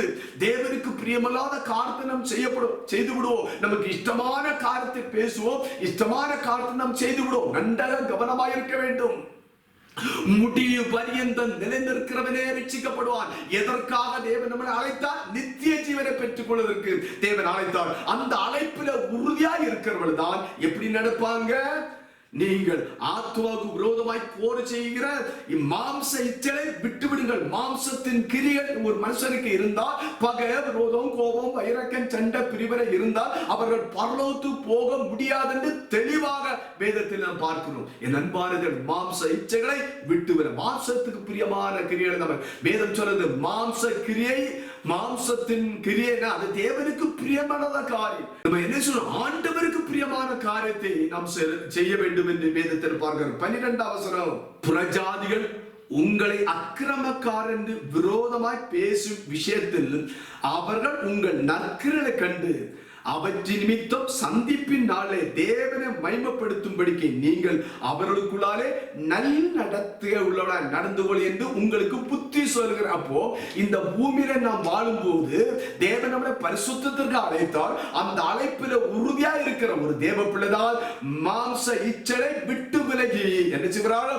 புறஜாதிகள் மத்தியிலே ஒரு முன்மாதிரியான நடத்தை, வாழ்க்கை, ஒரு நற்கிரியை செய்கிற ஒரு வாழ்க்கை, புன்மாதிரியான வாழ்க்கையில நடக்க வேண்டும் என்று அவர் உங்களுக்கு நல்ல நடக்க நடைங்க என்று பவுல் அவர் என்ன செய்கிறார்? பேதுரு என்ன செய்ய புத்தி சொல்லுகிறார். என் அன்புக்குரிய தேவ பிள்ளைகளே, ஆண்டவர் அழைத்த அழைப்பில் நாம் உறுதியா இருக்க வேண்டும். எப்படியாவது நாம் பரலோகராஜ்யம் போக வேண்டும். அந்த நித்திய ஜீவனை பெற்றுக்கொள்ள வாஞ்சோடு தாகத்தோடு நாம் இருக்கிற ஒரு தேவ பிள்ளைதான் அந்த நித்திய ஜீவனை பெற்றிருக்க வேண்டும். அந்த அழைப்பில் நான் உறுதியாக இருக்க வேண்டும் என்று விருப்பம் உள்ளவர்கள் தான் இந்த 1 பேதுரு 2ஆம் அதிகாரம் 9வது வசனத்தின்படியும் 11-12 வசனத்தின்படி என்ன நடப்பார்? இந்த ரொம்ப முக்கியமான வசனங்கள். என் அன்பான தேவர்களே, அழைப்பர் முடிவறிந்தும் நிலை நிற்கிறவனே ரட்சிக்கப்படுவான் என்று பரிசுத்த வேதத்தில் என்ன பார்க்கிறோம். அடுத்து அப்படி ஆண்டவருக்கான பிரியமான காரணம் செய்து என்ன நம்ம முடிவறிந்து நிலைத்து ஆண்டவன் அழைப்பில் நம்ம நிலைத்திருந்து பரிசுத்தத்தில் நம்ம நிலைத்திருந்து ரட்சிப்புக்கு அந்த உபதேச வசனத்தில் நாம் கை கொண்டு அதிலே நிலைத்திருந்து நித்திய ஜீவனை அழைத்திருக்கிறாரு. அந்த நித்திய ஜீவனை பெற்றுக்கொள்ள வேண்டும் வாஞ்சோடும் தாகத்தோடும் அவருடைய புண்ணியங்களை அறிவித்து நம் மாம்ச இச்சலை விட்டு உலகத்தில் எல்லா ஜனங்களுக்கும் முன்னாலே நற்கிரியலை செய்து நல்ல நடத்தை வாழும் போது அப்பேற்பட்ட மக்களுக்கு ஆண்டு பூமியில அவளை கைவிடவே மாட்டார். என்ன 1 கொரிந்தியர் 2ஆம் அதிகாரம் அதோட 24வது வசனத்தை உங்களுக்கு வாசிக்கிறப்போ, அழைக்கப்பட்ட மக்களுக்கு அவர் செய்கிற ஆசீர்வாதம் என்ன என்பதை சில வசனத்தை நான் உங்களுக்கு காட்டுகிறேன். 1 கொரிந்தியர் 1ஆம் அதிகாரம் அதோட 24வது வசனம். ஆயினும் யூதரானாலும் கிரேக்கரானாலும் எவர்கள் அழைக்கப்பட்டிருக்கிறாரோ அவர்களுக்கு கிறிஸ்து தேவ பலனும் தேவ ஞானமாயிருக்கிறார். நல்லா கவனிங்க. அப்ப ஆண்டவர் ஒரு மனுஷன் அழைத்திருக்கிற அழைப்புல நம்ம உறுதியா இருக்கும் போது என்ன, எந்த மனுஷனை ஆண்டு அழைத்தாரோ ஆண்டோட அழைப்புல எந்த மனுஷன் உறுதியா இருக்கிறார்களோ அவர்களுக்கு ஆண்டு சொல்லுகிறார், யூதனானாலும் சரி கிரேக்கனானாலும் சரி, எவர்கள் அழைக்கப்பட்டிருக்கிறார்களோ அவர்களுக்கு கிறிஸ்து தேவ பலனாயிருப்பார். அவர்களுக்கு கிறிஸ்து தேவ ஞானமாயிரும். முதலாவது கொடுக்கிற 2 முக்கியமான ஆசீர்வாதங்கள். தேவ பலனாயிருப்பார். அவர் நமக்கு பலனாயிருப்பார். அழைக்கப்பட்ட தேவ பிள்ளைகள் கைவிட மாட்டார். பலவிதமான உபத்திரங்கள், சோதனைகள், போராட்டங்கள், சாத்தானுடைய தாக்குதல் வந்தாலும் தேவ பலனாய் இருந்தால் மாத்திரம்தான் நம்ம பிசாசை எதிர்த்து நிற்க முடியும். தேவ பலனாய் இருந்தால் தான் சர்வாயுத வர்க்கத்தை நாம் தரிக்க முடியும். தேவ பலன் நமக்கு இருந்தால் மாத்திரம்தான் பாம்புடன் தேடலும் மிதிக்க முடியும். தேவ பலன் நமக்கு இருந்தால் மாத்திரம்தான் பாவத்தை பார்த்து தள்ளிவிட்டு இயேசுவை நோக்கி ஓட முடியும். தேவ பலன் இருந்தால்தான் நரகத்தின் நேராக ஓடிக்கொண்டிருக்கிற ஜனங்களை பிடித்து இழுக்க முடியும். பிடித்து ரட்சிப்பின் பாதையில் வழிநடத்த முடியும். என் அன்பான தேவ பிள்ளை, அப்படி தேவன் நம்ம அழைத்த அழைப்பிலே நாம் நிலை கொண்டிருக்கும் போது, நாம் உறுதியாக இருக்கும் போது, அந்த அழைப்பில் நாம் ஸ்ட்ராங்கா பலத்தோடு நிலைத்திருக்கும் என்றால் ஆடி போகாமல் விழுந்து போமல் கர்த்தரினை எதற்காக அழைத்தார்? அந்த அழைப்பில் நாம் உறுதியாக இருக்கும் போது ஆண்டு கொடுக்கிற முதல் ஒரு பெரிய ஆசீர்வாதம் என்ன? அவர் நமக்கு தேவ பலனாய் இருப்பார். அடுத்து தேவ ஞானமுமாய் இருக்கிறார். நல்லா கவனிங்க. அந்த அழைப்பில் நாம் உறுதியாக இருந்து ஆண்டு என்னை எதற்காக அழைத்தார் என்ற அந்த அழைப்பின் பிரகாரம் நம்ம நடக்கும் போது அவர் நமக்கு பலனாய் இருப்பார். நம்ம சோர்ந்து போக மாட்டோம். பிரதிகூலத்தின் காற்றடித்தாலும் நம்ம சபையிலே நாட்டப்பட்டுள்ள உறுதியாக இருப்போம். என்ன பிரதிகூலத்தின் காற்றடித்தாலும் நாம் விழுந்து போக மாட்டோம். காரணம், தேவன் நம்மளை பலப்படுத்துகிறார். அதனால இதை பவுல் சொல்றார், என்ன பலப்படுத்துற கிறிஸ்துவனாலே எல்லாம் செய்ய எனக்கு பலன் உண்டு. எல்லாவற்றையும் செய்யணும். பிசாசை எதிர்த்து நிற்க போராட பலன் உண்டு. வேலையை செய்ய எனக்கு பலன் உண்டு. ஆவியிலும் ஆத்மாவிலும் சரீரத்திலும் பலன் உண்டு. ஊழியம் மகிழ் செய்ய, ஆண்டவர் ஆராதிக்க, சுவிசேஷம் அறிவிக்க, சாத்தானோட அந்தகாரத்தின் அடிமையில் இருக்கிற மக்களை விடுவிப்பதற்காக பலன் உண்டு. பயப்பட வேண்டிய தேவையில்லை. என்னை பலப்படுத்துற கிறிஸ்துவனாலே எல்லாம் செய்ய எனக்கு பலன் உண்டு. அப்போ ஆண்டு ஒரு மனுஷன் அழைத்து அந்த அழைப்பில ஒரு மனுஷன் உறுதியாக இருக்கும் போது அவர்களுக்கு ஆண்டு கொடுக்கிற ஒரு பெரிய கிஃப்ட், ஒரு பெரிய ஆசீர்வாதம் உண்டாது தேவ பலனும், இரண்டாவது தேவ ஞானமாய் இருக்கிறார். அல்லேலூயா. அந்த ஞானத்தை ஆண்டவர் கொடுப்பார். ஒவ்வொரு வசனம் கேட்கும் போது எதற்காக இந்த வசனம், இப்ப பேசப்படுகிற வார்த்தை எதற்காக என்று நமக்குள்ளான ஒரு ஞானம் வந்துவிடும்.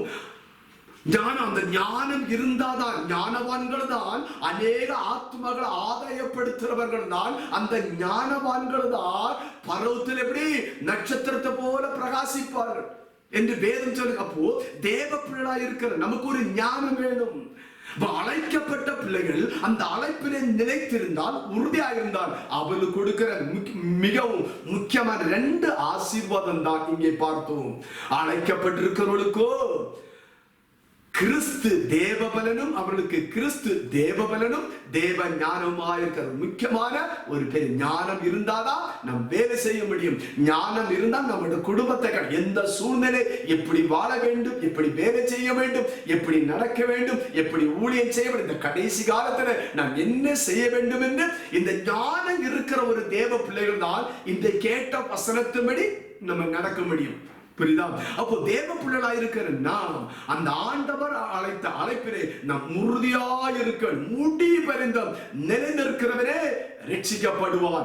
அழைக்கப்பட்ட அழைப்பிலே நாம் உறுதியா இருக்க வேண்டும்.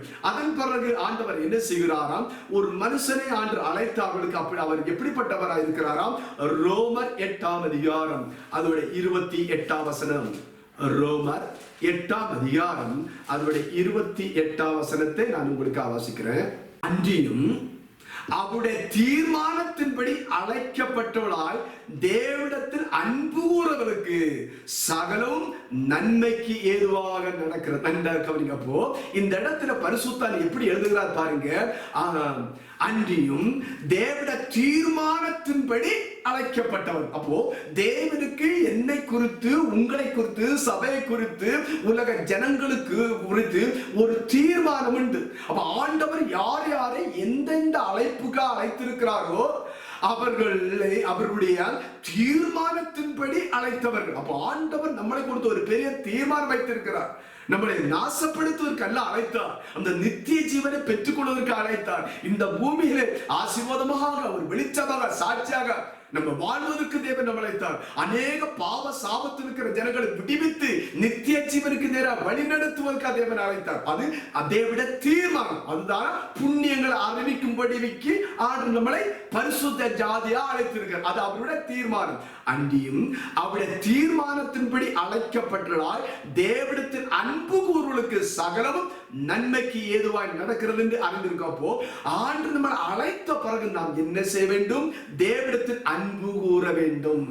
ஆண்டு நம்மளை அழைத்தால் மாத்திரம் அழைத்திருக்கிறார். ஆனால் தேவனிடத்தில் எல்லா சந்தர்ப்ப சூழ்நிலையிலும் நாம் தேவனிடத்தில் அன்பு கூறுபவர்களுக்கு என்ன நடக்கும்? சகலமும் நன்மைக்கு ஏதுவாக நடக்கிறது என்று அறிந்திருக்கிறோம். அப்ப நல்லா கவனிங்க. ஆண்டு நம்மளை அழைத்திருக்கிற ஒரு தீர்மானத்தோடு பரிசுத்தமாய் வாழ்வதற்கு, ஆசீர்வாதமாய் வாழ்வதற்கு, சுவிசேஷம் அறிவிப்பதற்கு ஆண்டு நம்மளை அழைத்திருக்கும் போது அவிடத்தில் அன்பு கூறுவதற்கு சகலம் நன்மையாக நடக்கும். அப்போ ஆண்டு நம்ம அழைத்திருக்கும் போது நாம் என்ன செய்யணும்? அழைத்த தேவனிடத்தில் அன்பாய் இருக்க வேண்டும். அழைத்த தேவனிடத்தில் அன்பாய் இருந்தாதான் நாம் பரிசுத்தமாய் வாழ முடியும். அழைத்த தேவனிடத்தில் அன்பாய் இருந்தாதான் ஆண்டவர் கொடுக்கிற வார்த்தை, உபதேச சட்டத்திட்ட நம்ம கீழ்ப்படிந்து கை கொண்டு நடக்க முடியும். ஆண்டவருக்கு அன்பு கூர்ந்தாதான் அந்த நித்திய ஜீவனை பெற்றுக்கொள்ள வேண்டும் ஒரு வாஞ்ச, ஒரு துடிப்பு இருக்க வேண்டும் இருக்கும். அப்ப ஆண்டவருக்கு நான் அன்பு கூர்ந்தாதான் நம்முடைய புண்ணியங்களை அறிவித்து இந்த பூமியில பரிசுத்தமாய் வாழ்ந்து புறஜாதிகளத்திலே ரட்சிக்கப்படாத மக்களே நற்குணசாலிகளாக நற்கிரியைகளை செய்யலாம், நல்ல நடத்தையை நாம் வாழ முடியும் என்று பரிசுத்த வேதம் தெளிவாக சொல்லுகிறது. அழைக்கப்பட்ட தேவட பிள்ளைகளாய் நாம் என்ன நினைக்கிறோம்? ஆண்டவர் என்னை எதற்காக அழைத்தார், எந்த தீர்மானத்தின் பிரகாரம் அழைத்தார் என்பதை நான் இந்த இடத்துல சில வசனம் மூலம் உங்களுக்கு நான் அறிவித்துக் கொண்டிருக்கிறேன். என் அன்பான தேவ பிள்ளைகளே, அழைத்த அழைப்பில உறுதியாக இருந்தால் மாத்திரம் போதாது, அழைக்கப்பட்டுள்ளாய் தேவனிடத்தில் அன்பு கூறலுக்கு தான் சகலமும் நன்மையாயிருக்கும் நடக்கும் என்று வேதம் சொல்லுகிறது. அப்போ அவர் நிச்சயமா நமக்கு நன்மை தருவார். நாம் செய்ய வேண்டியது என்ன? அவருக்கு அன்பு கூற வேண்டும், அன்பு கூர்ந்து அவரை சேவிக்க வேண்டும், அன்பு கூர்ந்து ஊழியம் செய்ய வேண்டும், அன்பு கூர்ந்து ஆவியின் கனிகளை கொடுத்து அநேக மக்களை ரட்சிப்பின் பாதையில் வழி நடத்தணும் வேதம் தெளிவாக சொல்கிறது. அப்போ தேவன் நம்மளை ஒரு தீர்மானத்தோடு அழைத்திருக்கும் போது அழைக்கப்பட்டவர்களாக இருக்கிற நாம் என்ன செய்யணும்? அவருக்கு அன்பு கூற வேண்டும். வேதம் தெளிவாக சொல்கிறது. அன்பு வேதம் சொல்கிறது, ஒருவன் என்னிடத்தில் அன்பாக இருந்தால் என் கற்பனைகளை கை கொள்ளுவார்.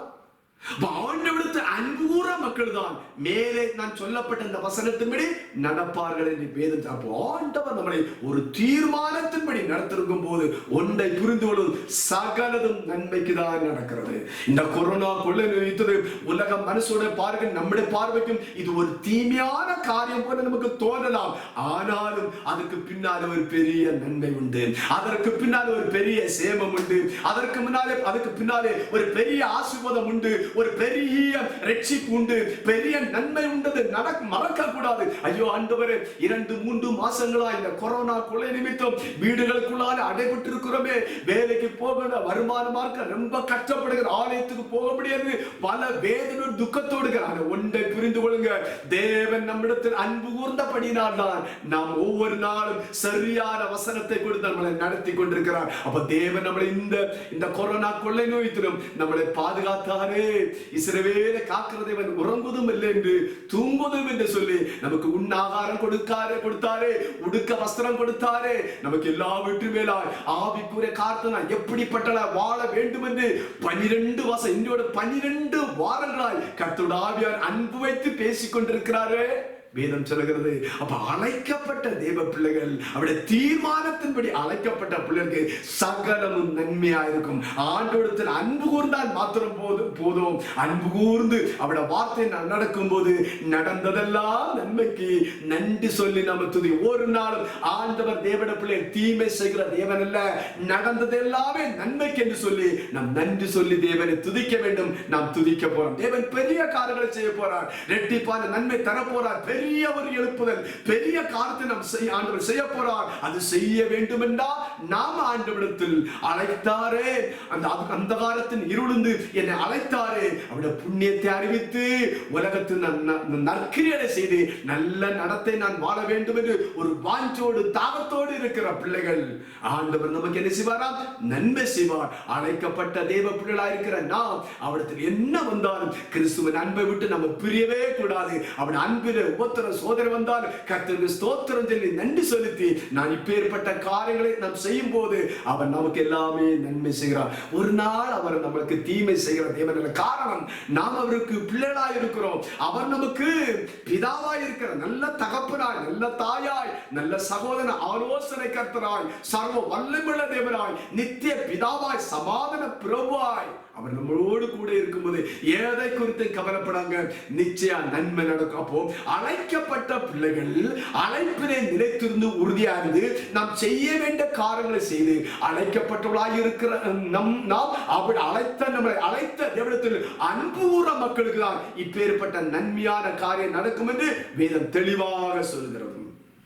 அது மாத்திரமல்ல, 1 கொரிந்தியர் 2ஆம் அதிகாரம் அதோட 9ஆம் வசனத்தை நாம் பார்க்கும்போது அழைக்கப்பட்ட தேவ பிள்ளைகளுக்கு அவர் என்ன செய்கிறார் என்பதை நாம் இங்கே பார்க்க முடியும். 1 கொரிந்தியர் 2ஆம் அதிகாரம் அதோட 9ஆம் வசனம்.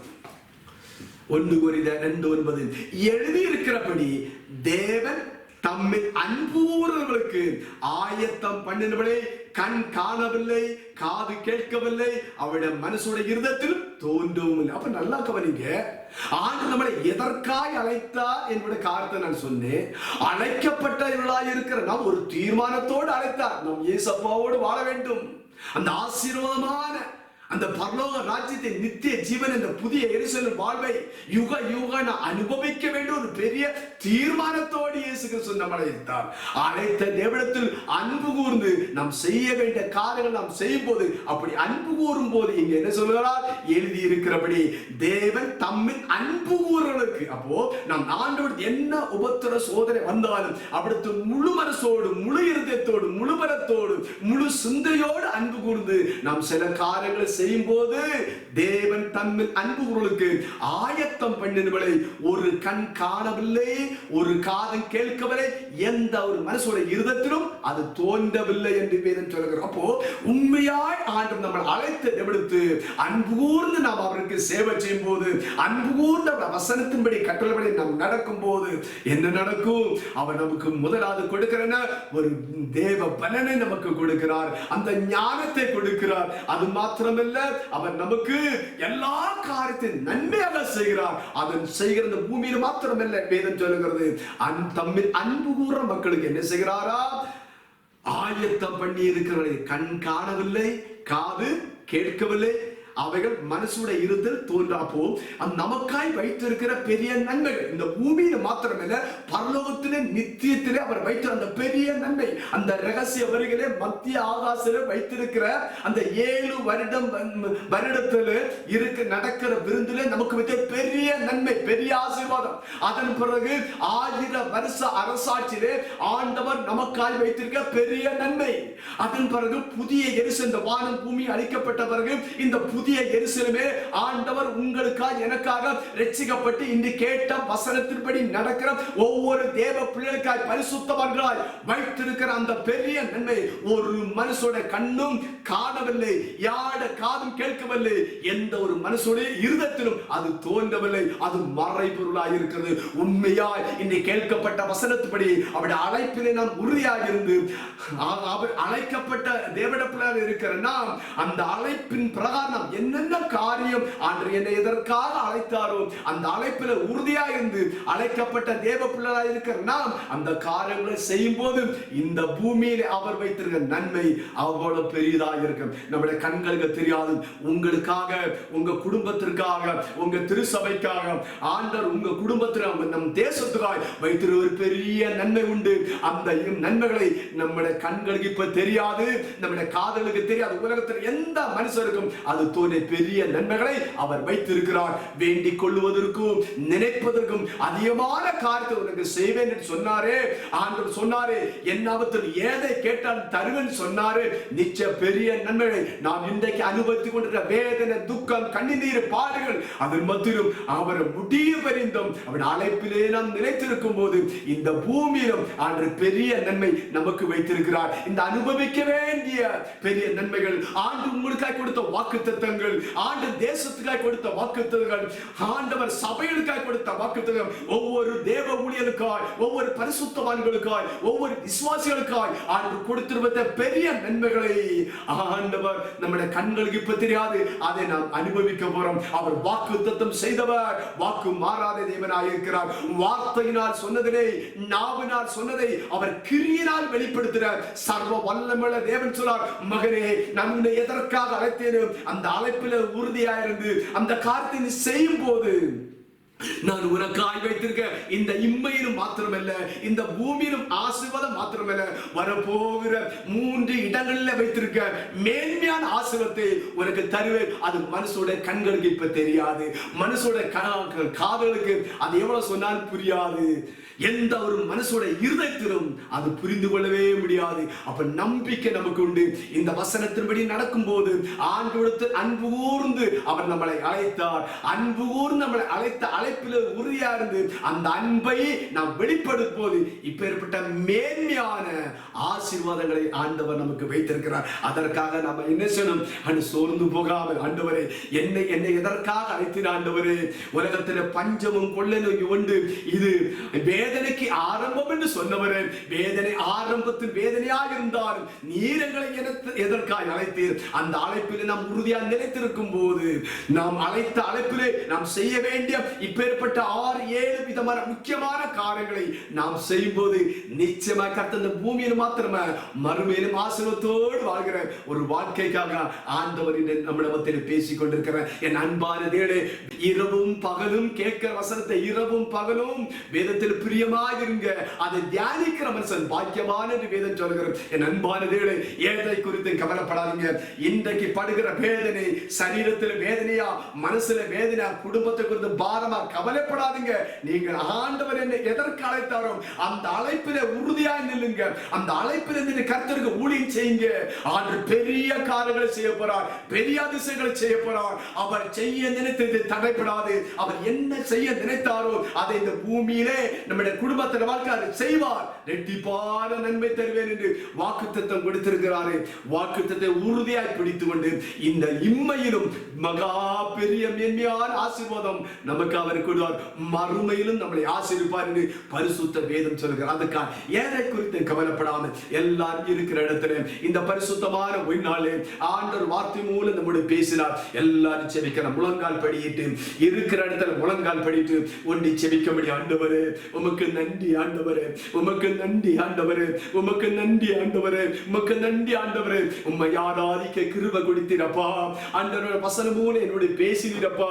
உமக்கு நன்றி சொல்லு. முதலாவது ஆண்டவர் நன்றி சொல்லுங்க. எல்லா தேவனுடைய முதலாவது ஆண்டவர் நன்றி சொல்லுங்க. நன்றி சொல்லுங்க. ஆண்டவரே நீர் கொடுத்த வார்த்தைகளுக்காக நன்றி அப்பா. நீர் கொடுத்த வசனத்துக்காக நன்றி ஆண்டவரே. எங்களை வீடுகளை தேடி ஆண்டவர் நாங்கள் ஆராதனை ஆலயத்திற்கு போகாவிட்டால் வீடுகளை தேடி ஆண்டவர் நீர் எங்களுக்கு கொடுத்த அன்பான வார்த்தைகளா ஸ்தோத்திரம் ஆண்டவரே. நல்ல புத்திமதிக்கா ஸ்தோத்திரம், நல்ல ஆலோசனைக்கா ஸ்தோத்திரம், நல்ல உபதேசத்துக்கா ஸ்தோத்திரம் என்று சொல்லி எல்லா தேவனுடைய நன்றி சொல்லுங்க. எல்லா தேவனுடைய நன்றி சொல்லுங்க. உலகத்தில் இருக்கிற சகல பிரஸ்தாபத்தை பார்க்கிறோம். அவர் தம்முடைய வார்த்தையை மகிமைப்படுத்தியிருக்கிறார். ஹalleluya. வேதம் சொல்லுகிறது, நீங்கள் என்னிலும் என் வார்த்தை உங்களில் நிலைத்திருந்தால் என்ன கேட்டாலும் தருவேன் என்று வேதம் சொல்லுகிறது. அன்புடன் சத்தியத்தை கை கொண்டால் மாத்திரம்தான் நாம் கிறிஸ்துவின் தலைவர் அளவு வளர முடியும், மனவாட்டியா நாம் மாற முடியும். ஒப்பு கொடுத்து சொல்லுங்க, எப்படி சொல்லுங்க. ஹalleluya. வசனம் கேட்டு உணர்வடைந்தால் 30, 60, 100 பலன் கொடுப்பார்கள். பூமியிலும் குடும்பத்திலும் தேசத்துக்கு நாம் ஆசீர்வாதமாக இருப்போம். பரலோகத்தை நாம் சந்தோஷப்படுத்த முடியும். எல்லா தேவனுடைய பிள்ளை ஜெபத்தோடு கூட இருக்கிறோமா? உள்ளத்தின் ஆழத்தில் நன்றி சொல்லுங்க, உள்ளத்தின் ஆழத்தில் நன்றி சொல்லுங்க. நம்முடைய இருதயத்தை அறிந்து, நம்முடைய வாழ்க்கையை அறிந்து, இன்றைக்கு நாம் படுகிற வேதனை அறிந்து கர்த்தருடையானவர் பேசியிருக்கிறார். என் அன்பான மகனே, உலகத்திலே ஆண்டவர் சொல்லிட்டார், உபத்திரம் உண்டு, ஆனாலும் திடன் கொள்ளுங்கள், நான் உலகத்தை ஜெயித்தேன் சொன்ன ஜெய வீரன் நம்மிடத்திலே பேசிக்கொண்டே இருந்திருக்கிறார், நம்மிடத்தில் உலாவிக் கொண்டே இருக்கிறார். இன்றைக்கு உங்க வீடுகளை உலாவிக் கொண்டிருக்கிறார். மகனை ஒப்புக்கொடு, மகனே மகளை ஒப்புக்கொடு. அன்பான தேவ பிள்ளைகளை, சிறு பிள்ளைகளை, வாலிபரை ஒப்புக்கொடுங்க, ஒப்புக்கொடுங்க, ஒப்புடுங்க. ஊழியர்களை, விசுவாசிகளை ஒப்புக்கொடுங்க. கர்த்தருடைய நம்மேல் தெளிவாய் பேசிக்கொண்டிருக்கிறார். ஜெபிக்கிறார். ஜெபிங்க, ஜெபிங்க, ஒப்பு கொடுத்து ஜெபிங்க. ஹalleluya. பஞ்சங்கள், கொள்ளை நோய் வரும், இவையெல்லாம் வேதனைக்கு ஆரம்பம். ஆனாலும் இந்த வேதனை மத்தியிலும் முடிவறிந்தோம், ஆண்டு அழைத்த அழைப்பில் முடிவறிந்தும் நிலைந்திருக்கிறவரே ரட்சிக்கப்படுவான் என்று நீங்க பேசினீங்க. பாங்க நன்றி ஆண்டவரே. ஆண்டவரே, ஓடுறது பிரயாசப்படுறது வீணாய் போகக்கூடாது ஆண்டவரே. நாங்கள் ஆண்டவர் ஆவியிலே ஆரம்பம் பண்ணி ஆண்டவரே மாம்சத்தில் நாங்கள் முடிக்க கூடாது. ஏசப்பா, ஏசப்பா ஆண்டவரே, எங்கள் குற்றங்குறல மன்னியும் ஆண்டவரே. நாங்கள் அழைப்பிலே நிலைத்திருக்காமல் போனது உண்டு. நீர் எங்களை எதற்காக அழைத்தீர் என்று கூட எங்களுக்கு தெளிவான ஒரு விளக்கம் இல்லாம இருந்தது ஆண்டவரே.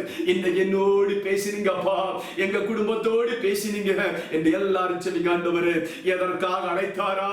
பரிசுத்தமாய் வாழ்வதற்காக அழைத்தார், பரிசுத்தத்தோடு வாழ்வதற்காக அழைத்தார். ஆண்டவர் ஆவியான நம்மிடத்தில் பரிசுத்தத்தை குறித்து பேசும்போது, அப்பப்போது பரிசுத்தை குறித்து பேசும்போது, ஒரு நாள் நம்ம அதை அவமதிக்க கூடாது. அந்த வார்த்தை அசட்டை பண்ணக்கூடாது. அசட்டை பண்ணினாலோ அது தேவன் அசட்டை பண்ணுகிறார் என்று வேதம் சொல்கிறது. என் அன்பான தேவனே, பரிசுத்தமாய் இருக்கிற இன்னும் பரிசுத்தமாய் இருக்கட்டும் சொல்லுகிறார். எதற்காக நம்மளை அழைத்தார்? நான் பரிசுத்தராய் இருக்கிறது போல எல்லாவற்றும் நீங்கள் பரிசுத்தமாய் இருக்க வேண்டும் என்று அந்த பரிசுத்த அழைப்பதற்காக நம்மளை அழைத்தார். ஆண்டவரே, என் பாவங்கள் அக்கிரம் மன்னி ஆண்டவரே. ஆண்டவர், எவ்வளவு நாட்கள் வசனம் கேட்டும் ஆண்டவரே, நான் பரிசுத்தமாய் வாழவே முடியவில்லை ஆண்டவரே. என் ஆவி ஆத்ம சரிதம் ஆண்டவரே பாவத்துடைய கிரியை இடத்தில் இருக்கிறது ஆண்டவரே. உலகப்பிரான மாம்ச கிரியை இடத்தில் இருக்கிறது ஆண்டவரே. பகை, விரோதம், கோபம், வைராக்கியம் ஆண்டவரே எல்லாம் இடத்தில் இருக்கு ஆண்டவரே. முற்றிலுமாய் அதை என்னை விட்டு மாறட்டும் ஆண்டவரே. அந்த முற்றிலுமாய் இந்த பாவ கிரியை என்னை விட்டு மாறி என்னை பரிசுத்தப்படுத்தும் என்று ஜெபிங்க, ஜெபிங்க. பரிசுத்தத்திற்காய் அழைத்தார். ஹalleluya, ஹalleluya, ஹalleluya. அழைத்தது எதற்காக அழைத்தார்? ஆண்டவர் பரிசுத்தத்திற்காக அழைத்த தேவன் ஊழியர் மூலம் நம்மிடத்தில் பேசும்போது அந்த உபதேசத்துல நாம் கை கொண்டு நடக்க வேண்டும். கேட்கிற ஒவ்வொரு நாள் நீங்க கேட்கிற வார்த்தை, நாம் கேட்கிற வசனத்தை நாம் கை கொண்டு நடக்க வேண்டும். அழைக்கப்பட்டவளாய் இருக்கிற நமக்கு அந்த நித்திய மகிமை பெற்றுக் கொள்வதற்காய் ஊழியரை கொண்டு பேசுகிறார். வார்த்தையினால், நிருபத்தினால் நம்மிடத்தில் பேசும்போது அதை நாம் கை கொண்டு நடக்க வேண்டும். பரிசுத்த வேதம் சொல்கிறது. யோசித்து பார்க்கிறீங்களா? நம்ம கை கொண்டு நடக்க. மகனே, மகளே, அலட்சியப்படுத்தாதே. ஆண்டவர் வார்த்தை அலட்சியப்பட கர்த்தரால் தெளிவாய் பேசிக் கொண்டிருக்கிறார். நீ நித்திய ஜீவனை பெற்றுக்கொள்ள வேண்டும், முடிவறிந்து நிலைந்திருக்க வேண்டும். உலகத்தில் மரணம் வரும் வரை, ஏசப்பா வரும் வரை நிலைந்திருக்க வேண்டும் என்று வேதம் சொல்லுகிறதே. ஒப்பு கொடுத்து செவிங்க, ஒப்பு கொடுத்து. எதற்காக கர்த்தர் நம்மளை அழைத்தார்? நித்திய ஜீவனை பெற்றுக் கொள்வதற்கு அழைத்தார் என்று வேதம் சொல்லுகிறதே. ஹalleluya. இம்மைக்காக மாத்திரம் கர்த்தர் மேல் நம்பிக்கை வைக்கவன் அவன் பரிதவிக்கப்பட்டவன் என்று வேதம் சொல்ல. ஆண்டவரே, பூமிக்கு நன்மை மாத்திரம் எனக்கு வேண்டும், ஆசீர்வாதம் வேணும், நோய்கள் மாற வேண்டும், கடன் பிரச்சனை மாற வேண்டும், நான் என் குடும்பம் ஆசீர்வதிக்கப்பட வேண்டும். அதற்கு மாத்திரமாக அல்ல ஆண்டு நம்மளை அழைத்தது. நித்திய ஜீவனை பெற்றுக்கொள்ள அழைத்தார். ஒப்பு கொடுத்து செபிக்கிற ஆண்டவரே, நம் பூமிக்குள்ள காரியத்தான் நான் விரும்பி வந்ததுண்டு. ஆசீர்வாதமான செய்தியை மாத்திரம் விரும்பி கேட்டதோடு எனக்கு மன்னியும் ஆண்டவரே, எனக்கு மன்னியும் ஆண்டவரே. நீர் எங்களை அழைத்ததோ நித்திய ஜீவனை பெற்றுக்கொள்ள அழைத்தீர் ஆண்டவரே. அதற்காக நான் வாஞ்சோடு ஓட கிருபதாரும் ஆண்டவரே. ஆண்டவரே, பாரத்தின் பாவத்தின் தள்ளிவிட்டு இயேசுவை நோக்கி ஓட கிருபதாரும் என்று எல்லாரும் சொல்லுங்க. ஹalleluya, ஹalleluya.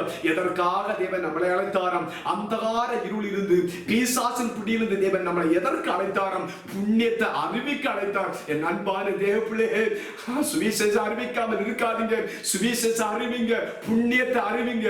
உங்க இனஜன பந்துக்கள், உங்க சொந்தக்காரர்கள் எல்லாருக்கும் ஆண்டவரை பற்றி ஆண்டவர் நம்ம அழைத்தது அந்தகார இருள் இருந்து, அந்த பாவ சாபத்திலிருந்து, நித்திய நரக தண்டலிருந்து ஆண்டவர் நம்மளை விடுவித்த நோக்கமே அந்தகாரத்தில் இருக்கிற ஜனங்களை புண்ணியத்தை அறிவித்து அவர்களும் இயேசு கிறிஸ்துவை திரும்பமாய் ஞானஸ்நானம் எடுத்து பரிசுத்தன் அபிஷேகத்தை பெற்று ஆவியோடு உண்மையோடும் ஆராதித்து அவர்களும் உலகத்துக்கு சாட்சியாக வாழ்வதற்கு இந்த புண்ணியத்தை அறிவிப்பதற்காக தேவன் நம்மளை தான் யோசித்து பார்க்கிறோமா? அவருடைய புண்ணியத்தை நாம் அறிவித்திருக்கிறோமா? அவருடைய சுவிசேஷத்தை நாம் அறிவித்திருக்கிறோமா? எத்தனை பேருக்கு நாம் சுவிசேஷம் அறிவித்து எத்தனை பேரை ரட்சிப்பின் பாதை நாம் வழி நடத்தினோம்? எத்தனை பேரை இயேசு கிறிஸ்துவின் பிள்ளையாக மாறுவதற்கு நாம் எத்தனை பேருக்கு சுவிசேஷம் அறிவிக்கிறோம்? நம்முடைய எத்தனை பேர் ஆத்மாக்களை ஆதாயப்படுத்தி இருக்கிறோம்?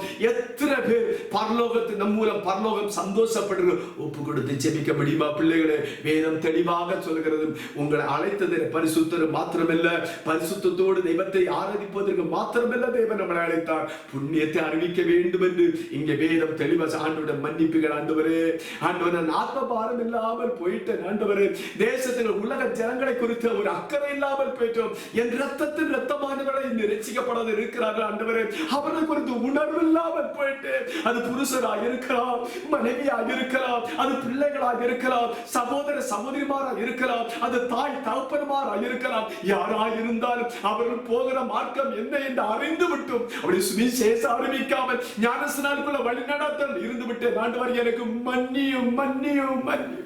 ஜெபிக்க முடியுமா? ஆண்டவர் அழைப்பில் நம்ம உறுதியாக இருக்கிறோமா?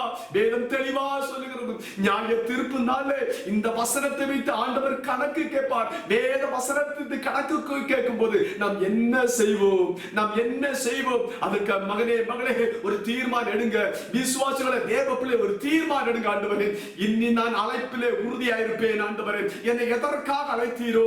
புண்ணியத்தை அறிவிப்பதற்காக, சுவிசேஷ அறிவிப்பதற்காக ஆண்டவரே அழைத்தீர். நான் பாரத்தோடு ஜெபித்தால் மாத்திரம் போதாது ஆண்டவரே, புறப்பட்டு போங்க, புறப்பட்டு போங்கன்னு சொன்னவரே ஆண்டவரே, புறப்பட்டு போய் ஆண்டவரே அந்த இருளும் பாவத்திலும் சாபத்திலும் வேதனோடு துக்கத்தோடு பிசாசின் பிடியிருக்கிற மக்களை விடுவிக்க கிருபைதாரும் ஆண்டவரே. நான் குடும்பமாய் ஒப்படைக்கிறேன், ஒப்படைத்து ஜெபிங்க, ஒப்படைத்து செய்யும். யாரும் அலட்சியமா இருக்க இந்த வேத வசனத்தை வைத்துதான் ஆண்டவர் நியாயம் தீர்த்து, ஹalleluya, இந்த சிறியர் ஒரு மனுஷனுக்கு எதை செய்தீர்களோ அதை எனக்கே செய்தீர்கள். ஏழப்பட்ட மக்கள், வலது கைக்கும் இடதுக்கும் வித்தியாசம் தெரியாத ஜனங்களுக்காய் அவர் பரிதபித்துக் கொண்டே இருக்கிறார். இந்தியாவுக்காய் பரிதபிக்கிறார், முழு உலகத்துக்காய் பரிதபிக்கிறார், நம்முடைய வாழ்கிற தேசத்துக்காய் பரிதபிக்கிறார், நம்ம ஊருக்காய், நம்ம வட்டாரத்தில் இருக்கிற ஜனங்களுக்காய், நம் இன ஜன பந்துக்களுக்காய் அவர் பரிதபித்துக் கொண்டே இருக்கிறார். மகன் அந்த வேலை அவர் கொடுத்திருக்கிறார். அந்த பெரிய புண்ணியத்தை அறிவிக்க ஒரு பெரிய வேலை கொடுத்திரும். மகன் அதை செய், மகனை மகளை செய், ஏனோ அலட்சியமா இருக்காதே. அநேக தரம் கடிந்து கொள்ளப்பட்டும் தன் பிடரையை கடினப்படுத்துவர். சற்று பயம் இன்று சடுதிர நாசமானம் இருதயத்தை கடினப்படுத்தாத மகனே, கர்த்தருடைய ஆவியார் பேசிக் கொண்டிருக்கிறார். ஊழியருக்காக பேசவில்லை, எங்களுடைய ஆசீர்வாதத்தின் நன்மைக்காக பேசவில்லை. இந்த பேசுவதெல்லாம் உங்க நன்மைக்காக, உங்க ஆசீர்வாதத்துக்காக கர்த்தர் பேசிக் கொண்டிருக்கிறார். இப்படி பேசும்போது என்ன நடக்கும்? அழைக்கப்பட்டவளுக்கு அவர் தேவ பலனாய் இருப்பார். அவர் ஞானமாய் இருப்பார், ஞானமுள்ள தேவனாய் ஞானத்தை நமக்கு தருவார். அவர் தேவ பலத்தை நமக்கு தருவார். எல்லாவற்றிலும் மேலாய் அவர் என்ன செய்வார்? நமக்கு நன்மை தருவார். நன்மையான காற்று நான் செய்வேன் சொல்ல, அதற்காக ஆண்டவரிடத்தில் அன்பாய் இருந்து அவருடைய கற்பனை கை கொள்ளும் போது இந்த பூமியில் மாத்திரமல்ல, அழைக்கப்பட்ட மக்களுக்காக வைத்திருந்த நன்மைகளை ஒரு மனுஷோட கண்களுக்கு அது காணவில்லை, காதுகளுக்கு கேட்கவில்லை, எந்த மனுஷோட இருந்து தெரியவில்லை. நமக்கோ அது பரிசுத்தாவினால் ஆண்டவர் வெளிப்படுத்தினார். ஒப்பு கொடுத்து ஜெபிங்க.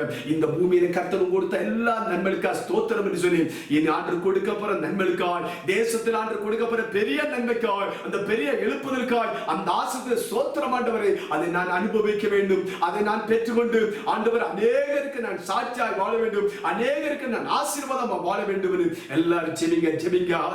அதன் வரும் மறுமையிலே ஆண்டவர் 3 ஸ்தலத்தில் வைத்திருக்கார். 3 விதமான பெரிய ஆசீர்வாதங்கள் மத்திய ஆகாசிலே 7 ஆண்டு வருகிற அந்த விருந்திலே வருகிற அந்த ஆசீர்வாதங்கள் 1000 வருஷ அரசாட்சியிலே இருக்கிற அந்த ஆசீர்வாதங்கள் அதன் பிறகு யுக யுகமாக அந்த புதிய எருசலேம் வாழ்வில் வைத்திருக்கிறார். அந்த பெரிய நன்மையை பார்க்க, அந்த ஆசீர்வாதத்தை பார்ப்பதற்காய், அனுபவிப்பதற்காய் ஆண்டவர் நமக்கு ஒரு பெரிய தீர்மானத்தின்படி அழைத்திருக்கிறார். ஒப்பு கொடுத்து செல்லுங்க, ஒப்பிடுச்சு. ஹல்லேலூயா, ஹல்லேலூயா, ஹல்லேலூயா. கர்த்தருடைய ஆவியானவர் இப்போது உங்க வீடுகளில் உலாவிக் கொண்டே இருக்கிறார். இந்த வேத வசனத்தின்படி எத்தனை பேர் நடக்க போறாங்க, எத்தனை பேர் தீர்மானிக்க போறாங்க, என்னை சந்தோஷப்படுத்துவது எத்தனை பேர் பாவியின் மனம் திரும்போது பரலோகத்தில் மிகுந்த சந்தோஷம் என அந்த தீர்மானத்தோடு, பரலோகத்தை சந்தோஷப்படுத்த வேண்டிய தீர்மானத்தோடு புண்ணியத்தை அறிவித்து தேவ ஜனங்களை நடத்த எத்தனை பேர் என்று ஆண்டவர் உங்க வீடுகளை உலாவிக் கொண்டே இருக்கிறார்.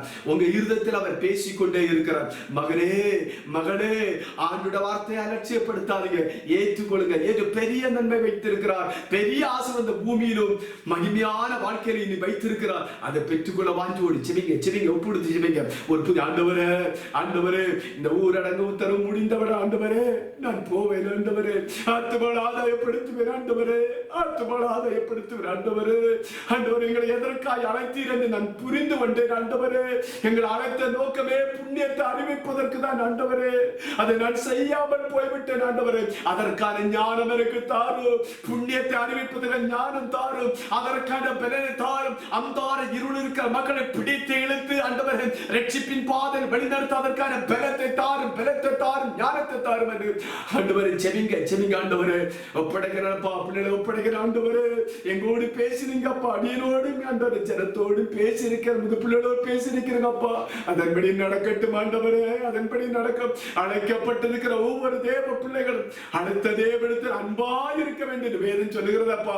அன்பு கூர்ந்த காரியங்கள் செய்து பரலோகத்தை சந்தோஷப்படுத்த இந்த பூமியில நாங்கள் ஆசீர்வாதத்தோடு வாழ்ந்து வரப்போகிற அந்த மகிமையான ஆசீர்வாதத்தை யுக யுகமாய் அனுபவிக்க எங்கள் ஒவ்வொரு மக்களுக்கு இருப்பதன்படி ஆட்சேபிக்கிறேன் அப்பா. இந்த வசனம் கேட்டு உணர்வடைந்து அழுது செபித்த ஒவ்வொரு பிள்ளைகளுக்காக ஜெபிக்கிறேன். ஒவ்வொரு சிறு பிள்ளைகளுக்காய், வாலிபர்களுக்காய், பெரியவர்களுக்காய் ஸ்தோத்திரம். அந்த அழைத்த அழைப்பில் உறுதியாக இருக்கட்டும் ஆண்டவரே, முடிவறிந்த உறுதியாக இருக்கட்டும் ஆண்டவரே. ஏசப்பட வருக வர உறுதியாக இருந்து நிலைத்திருந்து அழைப்பிலே நிலைத்திருந்து கேட்கப்பட்ட இந்த வசனத்தின்படி நடந்து இந்த பூமியிலும் மரமிலும் ஆசீர்வாதத்தோடு வாழ எங்களை ஆயத்தப்படுத்துங்கப்பா. எங்களை பலப்படுத்தும் ஆண்டவரே, பலப்படுத்தும் ஆண்டவரே, எங்களை பலப்படுத்தும் ஆண்டவரே. வசனத்தை கேட்டோம் ஆண்டவரே, அதை செய்யாமல் போனால் உணர்வடைந்தால் தானே நாங்கள் 30, 60, 100 பலன் கொடுக்க முடியும் ஆண்டவரே. வசனத்தை கேட்டும் உணர்வடையாவிட்டால், அதன்படி நாங்கள் செய்யாவிட்டால் நாங்கள் எங்களை வஞ்சிக்கிறோம் என்று வேதத்தில் நான் பார்க்கிறேன் ஆண்டவரே. ஒரு நாள் எங்க வாழ்க்கையை எங்கள் ஆதி ஆத்மசத்தை வஞ்சித்து நரகத்துக்கு போகாமல் இந்த பூமியில உலகத்தில் அநேகர் சாட்சியால் அநேகர் ஆசீர்வாதமாய் உண்மை நாங்கள் சந்தோஷப்படுத்த எங்களுக்கு கிருபை தந்து எங்களை எல்லா விதமான பூமியிலும் மறுமையில் வைத்து ஆசீர்வாதம் பெற்றுக்கொள்ள எங்களை தகுதிப்படுத்துகிற கிருபைக்காக ஸ்தோத்திரம். உள்ளம் உடைந்து வாஞ்சோடு ஆண்டவரை கேட்டோம் ஒவ்வொரு பிள்ளைகளுக்காய் நான் ஜெபிக்கிறேன் ஆண்டவரே. கேட்ட வசனத்தின்படி நடக்கட்டும். உங்க குடும்பத்தில் எல்லா கஷ்டம் பிரச்சனை மாறட்டும் ஆண்டவரே. வியாதிகள் மாறட்டும். நீர்வத்தை பெரிய ஆசீர்வாதம் அந்த நன்மையை அனுபவிக்க வாஞ்சோடு பிள்ளை தாகத்தோடு கேட்ட வசனத்தின்படி நடக்கட்டப்பா. வசனம் கேட்டு ஒப்பு கொடுத்த ஒவ்வொரு அன்பு பிள்ளைகளும் ஒவ்வொரு குடும்பத்தையாக ஆசீர்வதிக்கிறப்பா. அற்புதம் செய்யுங்கப்பா, விடுதலை கொடுங்க. என்ன காரியத்துக்கு ஜெபிக்கிறாங்களப்பா, நீங்க சொன்னீங்க என்னிடத்தில் அன்பு கூர்ந்து என் கற்பனை கை கொள்ளும்போது என்ன கேட்டார் நான் தருவேன் என்று வாக்குத்தத்தம் கொடுத்திருக்கிறேன். அந்த ஆசீர்வாதத்தை பெற்றுக்கொள்ள கிருபை கொண்டு வரும். அற்புதம் செய்யுங்கப்பா, ஆசீர்வதியும் அப்பா. இம்மட்டும் அந்த பிரசனைங்க கூட இருங்க. எங்களை வழிநடத்துற கிருபைக்கா ஸ்தோத்திரம். எங்களோடு பேசின கிருபைக்கா ஸ்தோத்திரம். எல்லா துதி கன மகிமை எல்லாம் உமக்கே தருகிறோம். எல்லாம் இயேசு கிறிஸ்துவின் நாமத்தில் ஜெபம் கேளு எங்கள் ஜீவனுள்ள நல்ல பிதாவே. ஆமென், ஆமென், ஆமென். என் ஆத்துமாவே கர்த்தரை ஸ்தோத்திரி, என் முழு உள்ளமே அவருடைய பரிசுத்த நாமத்தை ஸ்தோத்திரி. என் ஆத்துமாவே கர்த்தரை ஸ்தோத்திரி, அவர் செய்த சகல பாரங்களை மறவாதே. ஆமென். கர்த்தர் உங்களை ஆசீர்வதிப்பார்.